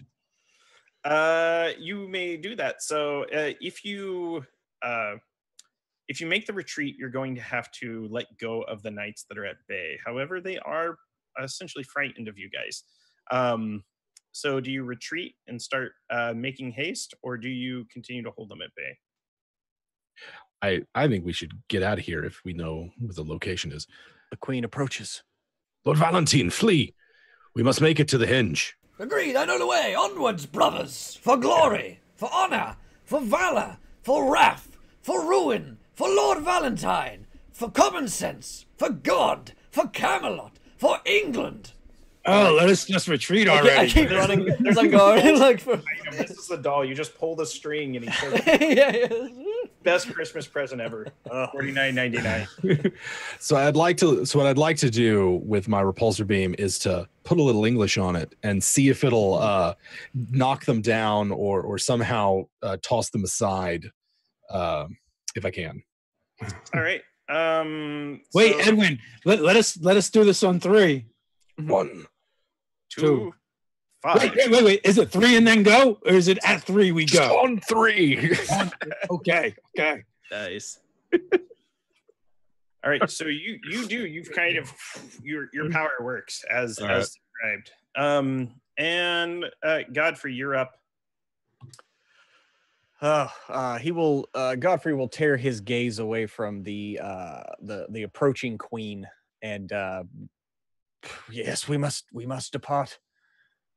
Let us make haste. And he will turn and follow Edwin, heading out. Now, the queen is going to activate a cipher from the Extreme Cipher Table, which is a supplement written by Bruce Cordell, and it will do something miraculous. Oh no! Sounds exciting. Oh, wait a minute. It's being used on us. Right. Oops. All right. So, come on. All right. There it is. Man. So, you see at the outside a pillar of sunlight emerge from a hole in the sky. And out the window, you can see Lancelot has killed every one of those knights. Your most faithful retainer is still alive. The one who would give her life for you. But that pillar of light descends on the ground, and a knight clad in pure gold armor stands. Lancelot, who has defeated so many, goes to swing, and it stabs him right through the heart, and he drops. She used the cipher known as Super Champion, a level 10 creature in long range, and fights on behalf of the user. So that's between us and escape? Not necessarily. You can always go out the other way. There are many doors to and fro Camelot. We're definitely taking a different door. Through the sewers. Where's that sewer? I'd rather smell like shit. To the sewers. Yeah. Dun, dun, dun, dun, dun, dun, dun. My God has spoken to me. It is better to smell like shit than be deader than shit. Mm-hmm. All right. So the sewers would actually take you back kind of the way you came, and you could loop around the night. With that said, that's probably going to be your best bet. So the Super Champion is making its way to the castle. Guinevere still holds Excalibur, and you are free to make, sort of reclaim your horses and travel 15 miles northwest. And that you do. Yes. Foley artist, FRIANT. There you go. Oh, you actually have Yes. Yes. Got him from a Monty Python Holy Grail quote along at the Draft House here in Austin, Texas. Nice. There you go. This Deep immersion. Yes. So Lancelot, you notice as you get there, he's not dead, but he is dying. Do you treat him, or do you let him die? Oh, I'll pray over him. All right. I don't think I'm that kind of priest, but Yeah. Can anyone hear Well, shit. let's see. Mouth to mouth. Sorry. I can encourage him. I can encourage him to not die. Yeah, you can try to call him back from death's door if you'd like. This will be a persuasion check, task difficulty 7. Oh, I'm trained in those.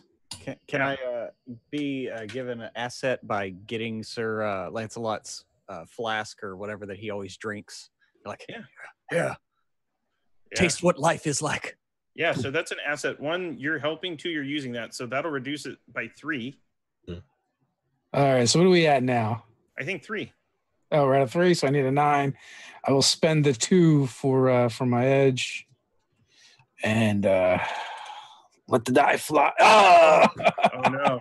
Kill him. Here's how we're gonna do this. Pardon my intrusion, but I'd like to intrude here.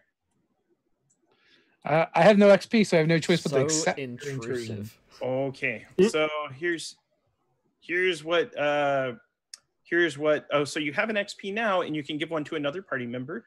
Yeah, I'll give one to Lord Valentine. Sure, why not? So Death says Lancelot will return and ride with you, but at the cost for an ally. And I don't want him back. He was terrible. He points at the last retainer and claims her life. All right, as fine. life goes back into Lancelot. So she drops dead in an unceremonious heap. And Lancelot arrives. He's like, "Woo! I'm feeling good. What'd I miss?" The Lord has called you back. You still have work to do, my son. All right. I think I believe in God now, he says. And he is completely prepared to ride with you. The ride itself is, not quite interesting. Now, I'll refresh everyone's memory how recovery rolls work. So there are 4 recovery rolls you can make. The first one is just an action to do. You roll a d6, add 1 to it, and you get those many points back to add to your pool. You can do that anytime as an action. The next time you do it, you can do one for 10 minutes. The third time you do it, you need an hour. And then the last time you do it, it's going to take a day. You all have already used the day recovery roll in advance, and at any time you can inject those points back into your pool because you slept in the house of Mordred. So I give that to you in advance. And that's a D. What is that? D6 plus your tier, so I believe a D6 plus 1. D6 plus 1. So I get 5. Perfect. That's exactly what I spent. You can add those back to your pool. All right, so I can get 6 back, and if you want to spend your action to get more, you can do so as well. all right. Well, I will spend an action as well. Oh, that's Damn. better. 7. So 3 here, and that actually puts me at full. All righty. So you arrive at the hill where the standing stones are. A massive planar gate has opened above the stones, and you can see the most pleasant sunlight breaching the portal. Fey-kind flutter out and begin to inhabit this dreary land of Camelot la Morte. Are there any preparations you want to make here at the Standing Stones? You were ordered to defend it. This you know, based on the sounds coming. Well, So- go ahead, Father. There's at least 5 people tailing you. All right, so based on this portal that's above the standing stones, and they're a thing itself. So can I use my understanding to understand? How does this gate work? Yeah. This gate can be shut through a religious rite, but it is not a Christian rite like Father Algernon would do. It is a druidic rite. And how does one pass through the gate? Or you simply go in. It's in the air. Like, does it? Yeah, it's directly above you. You believe that someone on the other side would need to drop a means for you to get in. You could also possibly climb up on a standing stone and jump, or try to rope your way. Catapult. You need a catapult. Yeah, you have to Engage weapons. get launched in. Whoa! Yeah. So It was off. it is not a Christian rite, but a druidic rite. But I'm a learned man. Is it possible that I might be able to interact with it and perform the rite?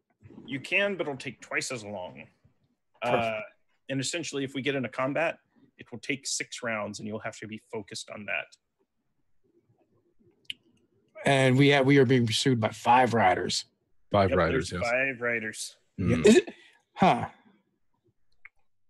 Is there a way to take control of the gate? As opposed to closing it? Describe to me what you would like to do with it. Like suck someone through? Like, Do you think Can I put it from blow to suck? there's essentially your Don't be ludicrous. well, the thing is Not the first time I heard that. Thing. you wouldn't be able to push them away, but you could suck them in, but that's what they want anyways. That's what I want. Yeah. They always they do. want, they want to get in. How many sucks? Yeah. 3. Cody leaves Sucks here on for Saber one Night. day. For And one then- day. Just a big. 3. Yeah. 1, a 2. Sorry. Edwin wants to make. Edwin is scheming to get in on the other side of this portal into Avalon, escaped Mordred's increasing power from this world, and he takes out Aladdin's lamp.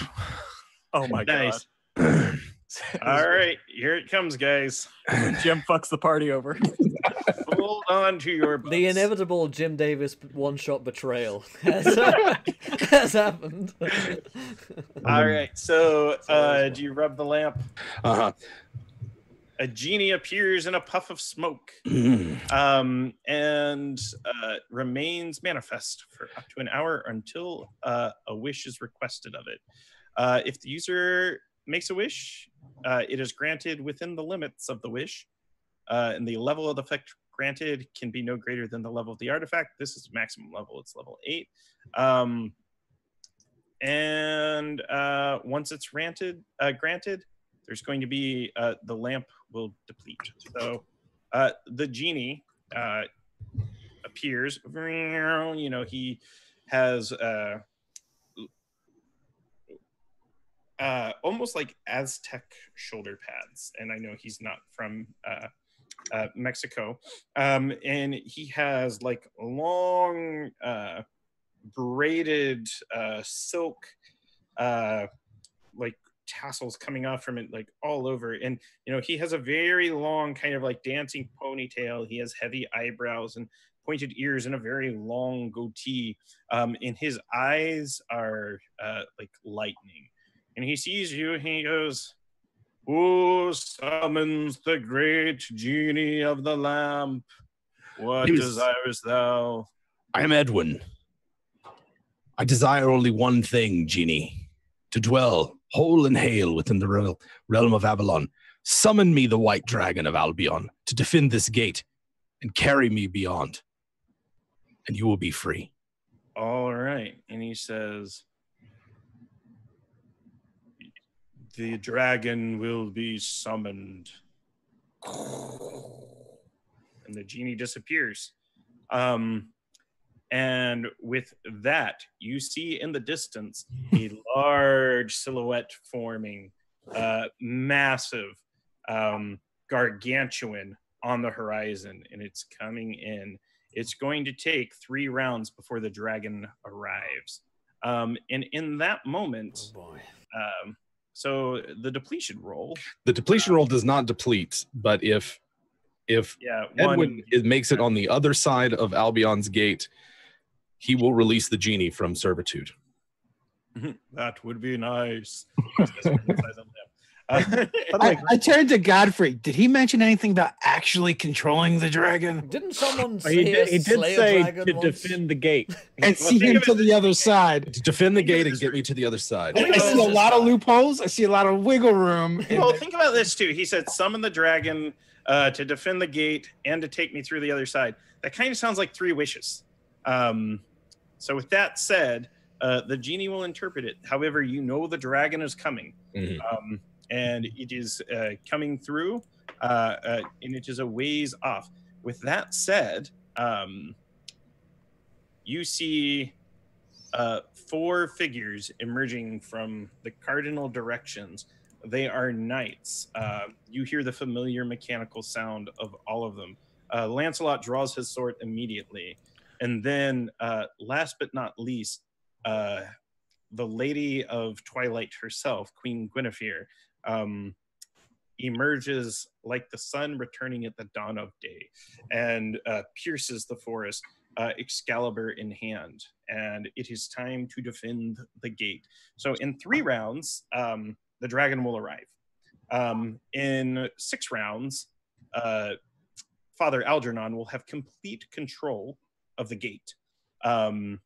What you do between now and then is entirely up to you. So Grant, did you? I don't remember you telling me what the Cypher, the vest of pigskins and grass, like what it does. Because he did it. You just get to use it once. Oh, yeah. And so, okay, so here it is. Oh, it's a armor reinforcer. So you use it, you get +2 to your armor for a day. Is it actual armor or is it magic? Because I have trained without armor as an ability. It'll reinforce any armor rating. So it's not like you're using armor. It's just due to whatever your armor score is. Okay, well then he'll go ahead and don that. As he said, you put on your see my vest. Feel upon my chest. It's really weird vest made of deflated footballs. Yes, you got a heart full of wonder and let your hands do the rest. Sorry, I'll shut up. I love it. Oh man, should give everyone experience for that. But I won't. Yeah, so I should, but I won't. The big vest kind of dissolves when the moss catches fire and goes off. And you feel a holy sheen around you as you are protected. And for all intents and purposes, you get +2 to your armor score, whatever it may be. And so we will start with Lord Valentine. So combat begins with you and your actions. So these cyber death knights of the round table are approaching. There is 4 of them and Queen Guinevere herself, and she wields the sword Excalibur. What do you do?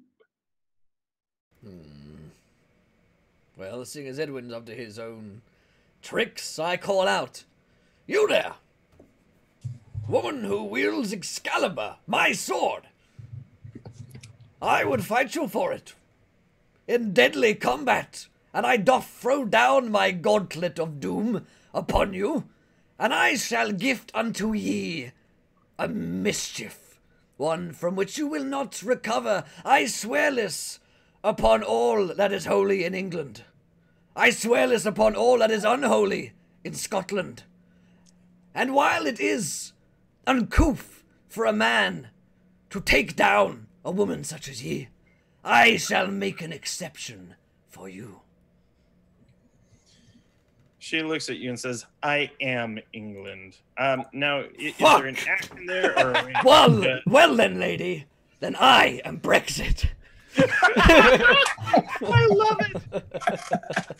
Old Brexit Bill, here he comes. So are there any actions you want to take, even if it's a preparation or assisting in the ritual? I'm gonna call her out. And my plan here is for Lord Valentine to distract her, to buy enough time for my companions. You have the attention of all. Yeah, and so it seems like to me you just challenged her to single combat. I did. I throw down my gauntlet for her, and challenge her to single combat immediately. Expecting yeah, she's going to respond. So in response, she draws the blade Excalibur, and when Excalibur is drawn,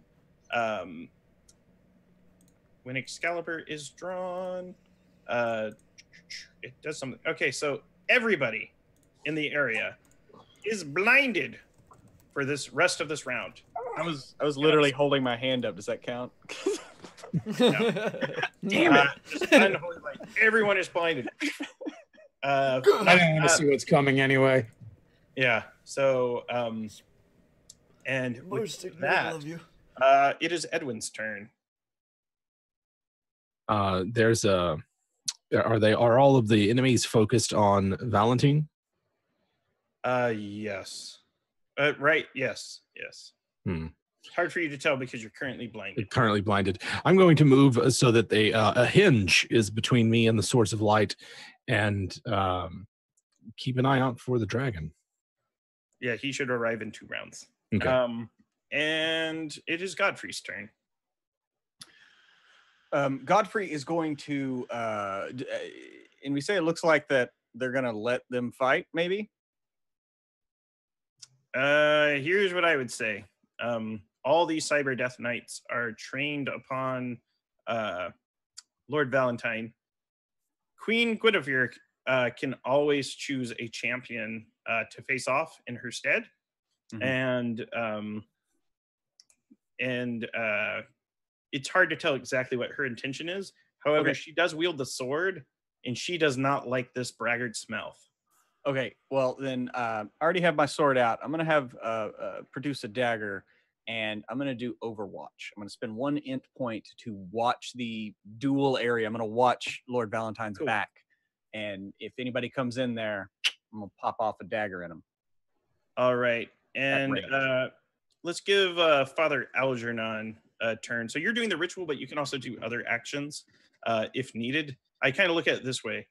You've set your computer to defrag. It will run through the process. You can maybe do some other things as well.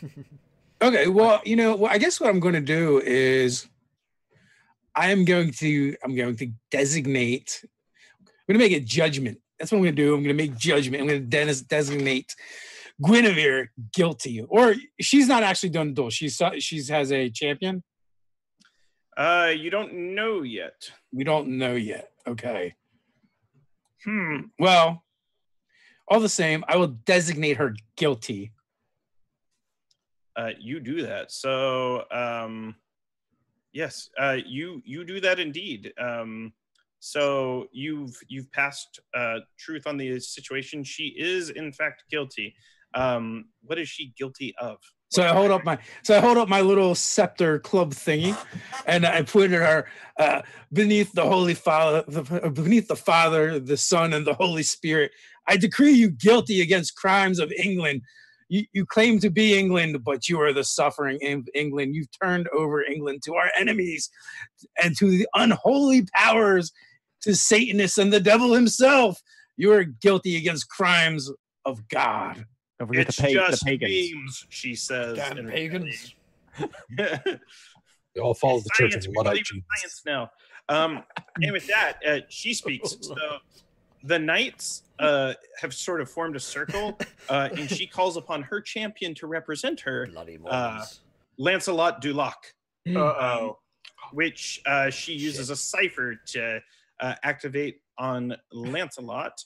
And Lancelot is now compelled to follow her. Should So have killed him, left him dead, you fools. yes, and Lancelot did at one point love her. They committed adultery. They caused a lot of problems, and Lancelot is moving in with his sword, almost against his will, but with expert precision. Once again, he's doing it for the nookie. Yeah. The what? Hmm. Oh, never mind.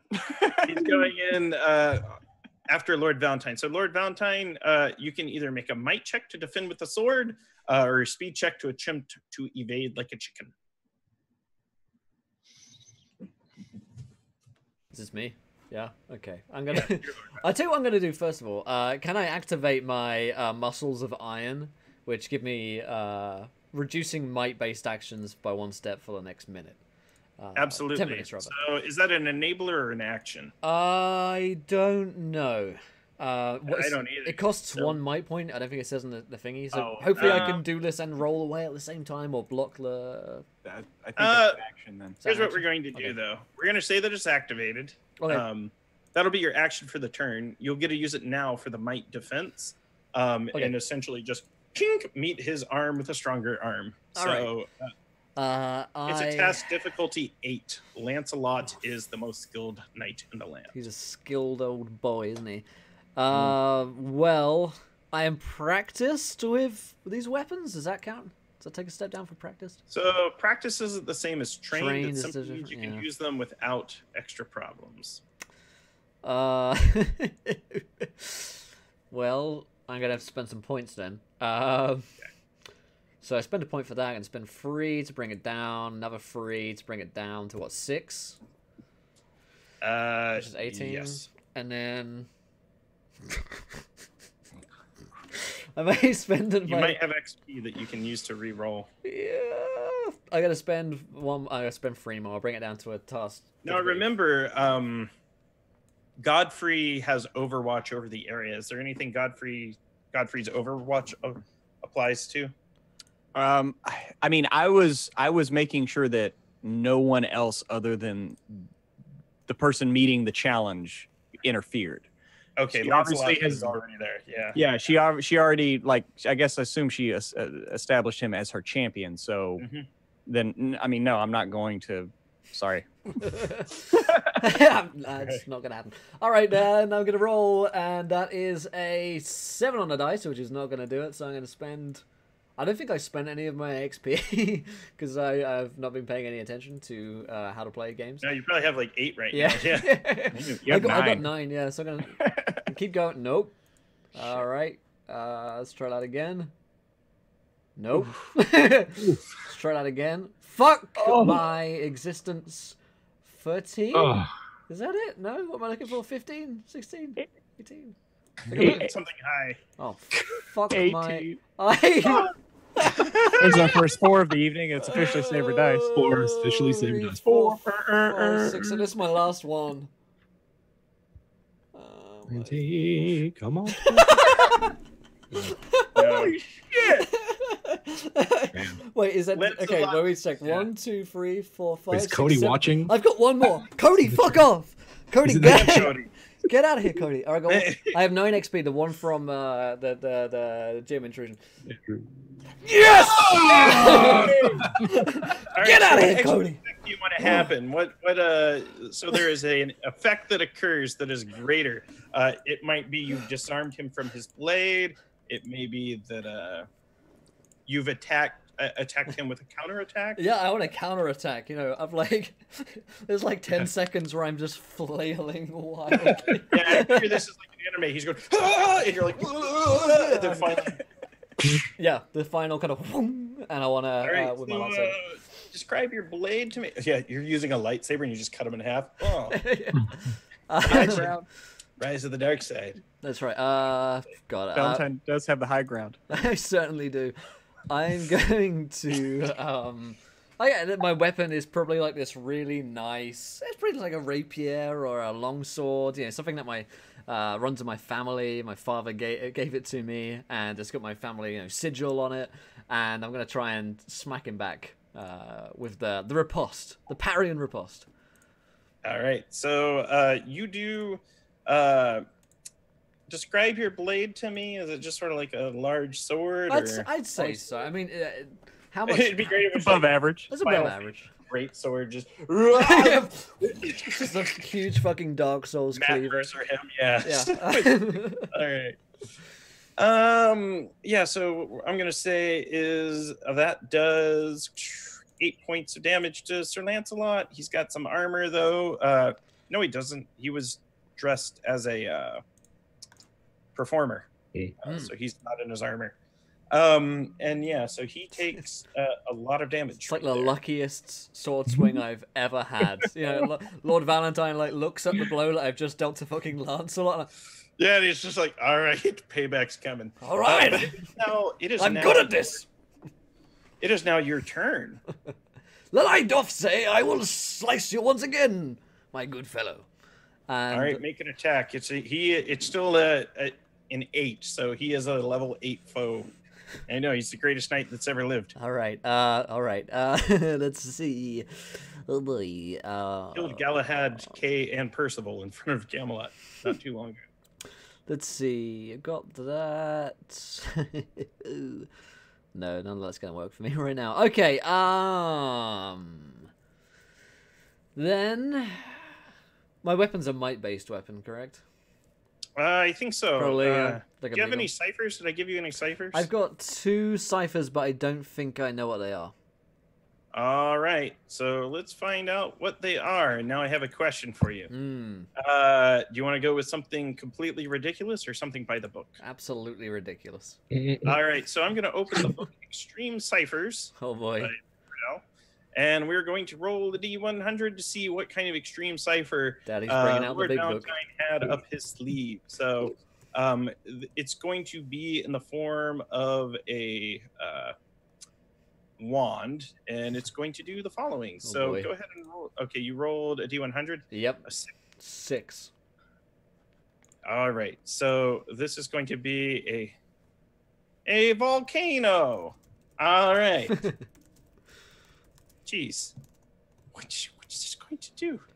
So it's a wand of volcano, level 15 cipher. Holy! Over the course of 30 hours, a volcanic dome grows beneath the point on the ground where the cipher is activated, which likely destroys most structures in the area over time. When finished growing, the upthrust area is 6 miles across, and Holy shit. it has an elevation of 4,000. I have the high ground.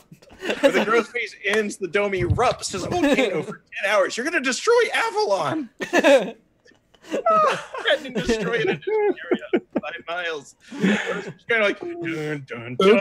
The ground's like rumbling. And Lancelot's like, Shit. yeah, he's like stumbling. Everyone up here is kind of stumbling. Now, the ritual's still going on. And right about now, the dragon shows up, Edwin. And he is prepared to defend the gate, but he just sort of like sees the volcano erupting, and he's like, what do you desire of me? Carry me to Avalon. I do so. And he gets down, and he kind of picks you up unceremoniously in his claw, and he goes up into the gate with the rumbling coming of... There's a volcano. It's going to destroy everything. In Avalon, probably. Avalon's right above it. It's going to go up into it and explode for 10 days. Man. Close that gate. Unless you close the gate. I say we don't close the gate unless Edwin comes back and helps us. Tit for tat, old man. It is now Godfrey's turn. At this point, does it look like any of the other knights or the queen are going to engage in this or interfere with this duel? The queen potentially will. Oh God. In that case, he gives a. Can't believe I'm doing this for fucking Lord Valentine. He will interpose himself to keep her from interfering in the duel. And all right, she warns you that you will find her a dour enemy. And she approaches you with the sword Excalibur. You may have the first move, though. She is a level 6 with an armor rating of 4. She also wields the sword Excalibur. Okay.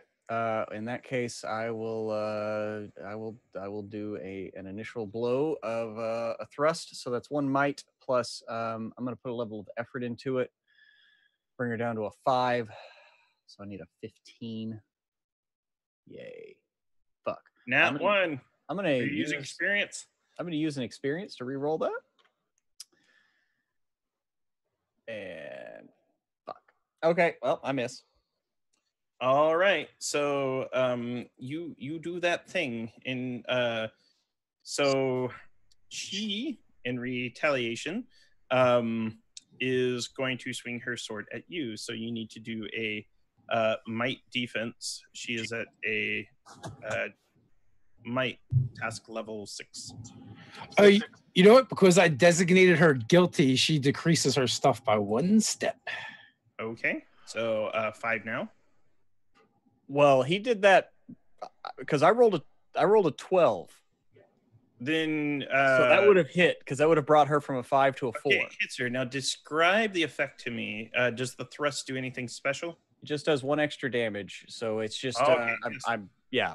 You thrust through her, right through where the heart should be, and you notice it goes through, and you can feel it's almost like stabbing straight through armor, filled with other mechanical machinations, just sort of filling up her insides. And as you pull out the sword, no blood, no fluid, no grease, no hole. God damn it, Edwin! Why didn't you just wish for rust monsters? Fossil vampires, ropers, 20 of them. Well, shit. I mean, I still have the lamp. And let's go with our good friend Father Algernon now. All right, so working on this ritual, working on my druid moves, and I'm going to do what he does best. I'm going to encourage Godfrey to fight harder because I think he needs it. All right.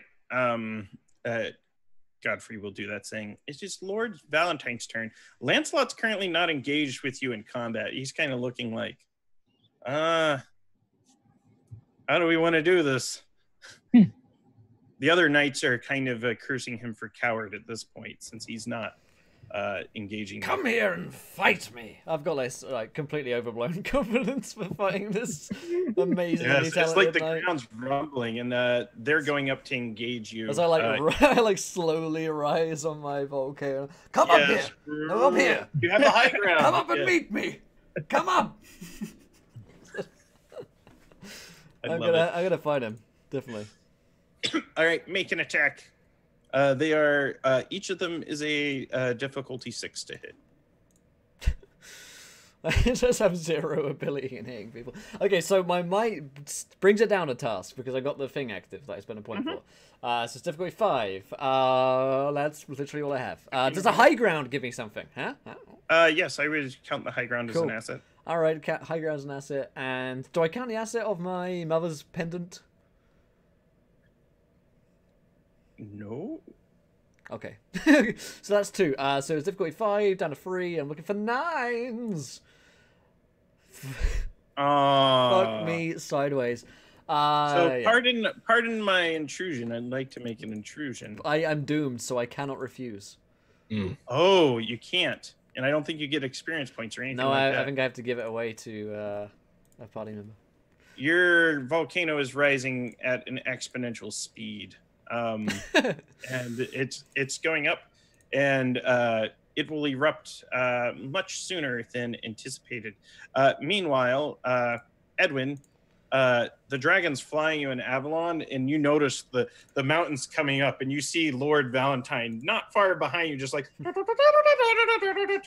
Lancelot's next trumpets are playing for no reason. Right. Yes. And they're still dueling? Lancelot's not engaging him. I'm like, I'm dueling two of these other guys. You know, we're like jumping from volcano bit to volcano bit, just like in Star Wars 3. Yeah. Gotcha. And then Guinevere is still down below. She's down below, engaged with Godfrey. Engaged with Godfrey. It looks like Valentine he's got this all wrapped up, right? Like you're doing good. Doing good. Doing good. He's the closest though, yeah. Yes. All right. Great Dragon. I summoned you here to defend the gate as well as carry me. We must ensure the ritual survives. And he will... Oh, that reminds me. Father Algernon's there too. Oh, yeah. Oh, he's on the slope as well? Mm-hmm. In that case, he's going to divert the dragon to assist Lord Valentine. Because he's the closest, yeah. Yes. All right. And he'll have the dragon attack one of the knights. All right. That dragon obliterates them. A giant breath of fire, ice, and lightning and storm incinerates all of the knights, save for Lancelot and Lord Valentine. Godfrey, you're not quite up in the gate yet. You're still engaged with Guinevere. What do you do? Well, I am going to continue fighting her. Why not? Actually, you know what I'm going to do? I'm going to try to bash her. So that way I can try to daze her and make her a little bit easier to fight. So the good father put a guilt on her, so that brings her down to a 5. And you also increase. So it's not just an increase. If you're trained, if you're not trained, you go to trained. If you're trained, you go to specialized. Ooh. Oh shit. Okay. Well, that makes me trained with the sword. So so that goes down to a 4. I'm gonna do a level of effort while I'm bashing, and so I'll need a 9 or above. So that's going to be a hit. So that's only 4 damage, but she is dazed, meaning all of her actions are at -1. All right, so you make contact again, and you slice into her, and you remove no blood, grease, electronics, fluid, or anything. She has had no negative effects. She is stunned though. Look at, you and McGregor. No. It's great. We were like brothers for democracy. Sorry. Jeez. It comes back. It all comes back, doesn't it? Yeah. With that, she's going to attempt to... Now, she's bashed, so what effect does that have on her? All of her actions are at -1 step. All right, so she's you need to make a might defense. She's at 5. You could also make a speed defense if you're trying to get out of the way. I'm definitely going to try to do that. I'm trained in that, so that means I'm specialized in that, right? Yeah, so she's currently a 4. And I'm going to do a level of effort. Bring it down to a 3. Boom! You do that. Yeah, you get out of the way. She swings the sword Excalibur and misses you. We've all risen up. In a single round, the gate to Avalon will be closed. Guinevere is almost through the gate. The party must prevent her from getting in, because there's a chance if she gets in, she might use the Maladie de la Machine to infect the sorceresses beyond. Possibly even the dragon. Then you have a cyber dragon against you. So Father Algernon, what do you do? I will root through my pockets for one of my ciphers. All right. So did I give you what it is, or do you need me to draw one for you? I need you to draw one. All right. So you have a cipher, and I'm going to deal a card. And let me just grab one, and let me drop it here. So, ooh. Interesting. You can now see in the dark for 8 hours. No. So you now have the sniper module. So you can now attack any target from up to 2 miles away for an hour. You are much higher than her. But what I would let you do, or any ranged weapon, if you were throwing a weapon at her, if you were shooting her with something, you would be able to hit her from farther away. Okay.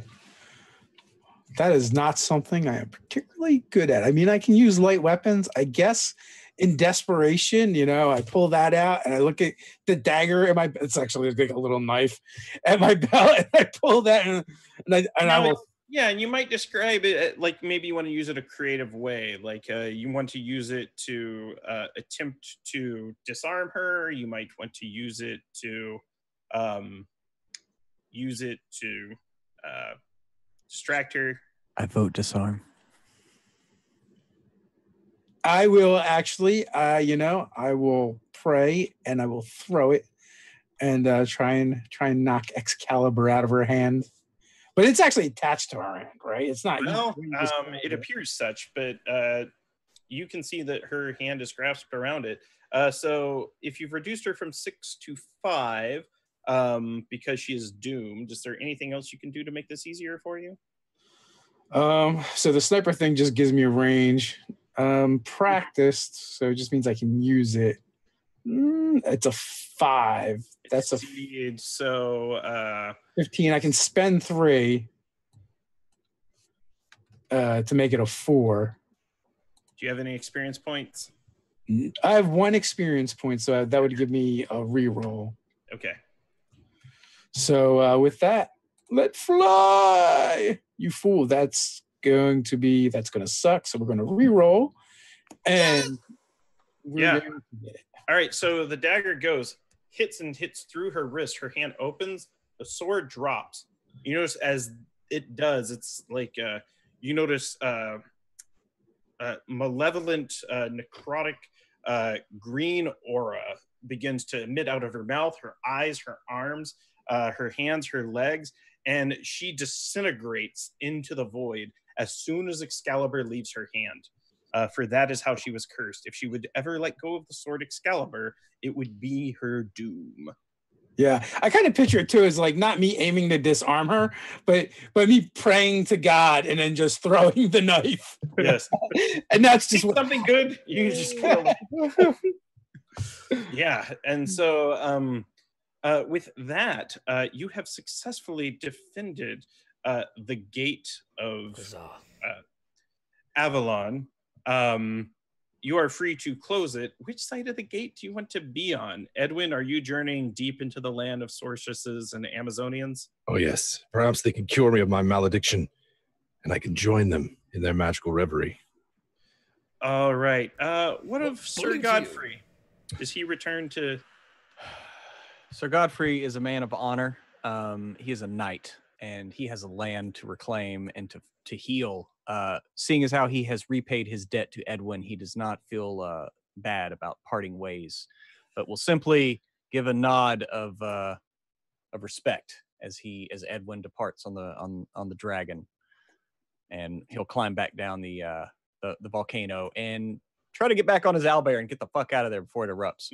Now, my question is, do you return to Camelot, or do you go to Camelona where Mordred lives? Because you can be a knight of Camelot.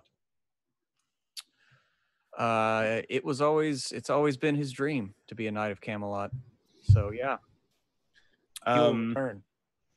What of Father Algernon? Does he descend the rapidly growing mountain, or does he ride it and claim Avalon as a new home?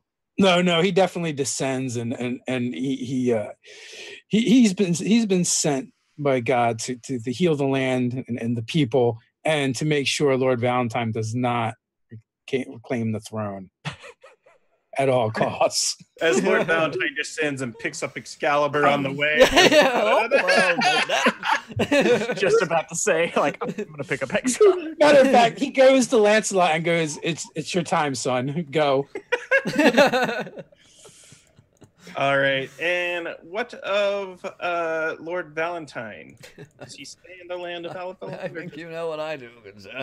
I take this sword and I take it to Cornwall. I take it to Kent. I take it to Liverpool. I take it to Birmingham. I take it to Essex. I take it to Scotland. And I cut down any people I find who are not from Westminster, and then I rule over those who are left. Dun, dun, dun, dun, dun, dun. That is And my quest. And that Can we have the nanites back? Bring back the Nano-bots. that is sort of the end of the one shot for all intents and purposes. And now we'll sort of narrate the epilogue. So Lord Valentine ascends to the throne of England and accomplishes all that he set out to do. My question for Will, does Lord Valentine take a wife? Does he have children? Does he go bachelor for the rest of his days? I take 5 wives, one after the other. And I have 22 children with each of them. Not a bastard among them. So with each of them, 110. 110 children of Lord Valentine. And my question for Edwin is, what tragedy befalls Lord Valentine that sees his end to the rule of the throne? They're all women. This would be some years later. Yeah, all of his 22 children die before their age of majority, and My curse. and he has to deal with a Scottish uprising on which he perishes. The Picts! Freedom! The Picts. The Picts are here! And the Saxons! William Wallace comes and gets me. Yeah, they're all woad-covered Picts. And it's like, it's not even William Wallace, it's like Mel Gibson with like a bunch It's of just Mel remarks. Gibson. Mel Gibson. It's like actual IRL Mel Gibson. And he's like quotes lines from the wrong movie. He's just like, "Give me back my son," and like, and Sir Godfrey, were you remembered in the legends and the songs and the records as a great knight? Were you faithful to Lord Valentine, or did you continue to quest, perhaps for the Grail or something else? I became a knight of the Round Table, even though Lord Valentine took the throne, but I did then go quest for the Grail in his name, so I wouldn't have to be around Lord Valentine. And it's great too because, like, in the lore of the game, like Arthur's corpse is still in his bedroom. I just see like Lord Valentine wrap him up and like dump the body out the window. And just like, this bed's this is the best bed in the castle, I swear. Yeah. So you go up to find the Grail. Did you ever find it? Along the way, I found 2 brothers to quest with me, and we did find the Grail and sent word back, but I went ahead and stayed there to ensure that it stayed safe until a hero comes to take my place and guard the Grail. Excellent. Which around 1930 something, an archaeologist comes in and bests me one-on-one combat. He was named after a dog. Yep. Last but not least, Father Algernon, when the bards sing of this tale, what do they include in the song? In what manner do they tell it? Is it a tragedy or a triumph? It's kind of a sad tale. Father Algernon is last seen traveling around Scotland, preaching the gospel and possibly rousing the rabble in order to set things right. And that is the end of our story on our Safer Dice one shot. That's when you guys go, 11. I'm like, all right, dinosaurs come out. We should have did dinosaurs and what is the other thing? Dinosaurs, lots of alignment, and Oh yeah. We should have done Gorilla Planet. Pirates. Dinosaur riding pirates that are all lawful evil. Just rules lawyers. And they never get there. Not once. Well, good lord. Fuck me. Episode. That time flew by, man. That time flew by. I looked at the time and I was like, oh crap, we're ending? That's awesome. Yeah. Sign of a good one shot. That was weird and funny, I agree. we got to thank Grant for coming out and GMing for us. Much appreciated. It was my 3rd game today that I had to run. We're warmed up. Oh, you guys, man, I'm the slacker. You guys have all played like 7 games today each. Yeah, that's right. That's right. I was like, oh, these guys aren't even phased. This is like the other game for them too. 3rd game, baby. Just wrapping it all up. Amazing. Do you want to thank our sponsors again, Dave? Who are they? Yeah, absolutely. We'll start off where we ended last time, and that was Norse Foundry. There is a contest going on. Win a set of dice for you and your gaming table, unless there are more than 7 of you. Then you can pick who you don't like. But yes, in the description you can find that. Norse Foundry is our newest sponsor to Saber Dice. Of course, as always, we have Dungeon Painter Studios. Had we used maps tonight, it would have been from them. But we didn't. They'll be back next week. And of course, our tabletop of choice, virtual tabletop, that is Fantasy Grounds. So I want to thank all of our sponsors. You can support the show by supporting the sponsors. Do it, my friends, do it. And we'll be back next week for the finale of Save Our Dice Harbinger, where we'll find out what happens to our band of intrepid halflings plus me. So yeah, I'm looking forward to it. Anything else before we head out here, guys? Stay nerdy. Get there. You can find me on WebDM tomorrow. I'll be playing a really cool show. Yeah, we do play in a really cool show. I don't have anything. It's that 9-hour. It's the end of the day. Yeah. Empty. You guys are all on empty now. I literally forgot to eat lunch, so I haven't eaten since breakfast this morning. Oh, so, my yeah. God. You're fasting. Some intermittent fasting there. Yeah, Streaming is really good for your diet. I can tell you that much. No time to eat food. Well, my friends, thank you for joining us tonight. We'll see you guys next week for the finale of Harbinger. Until then, goodbye and stay nerdy. Get there.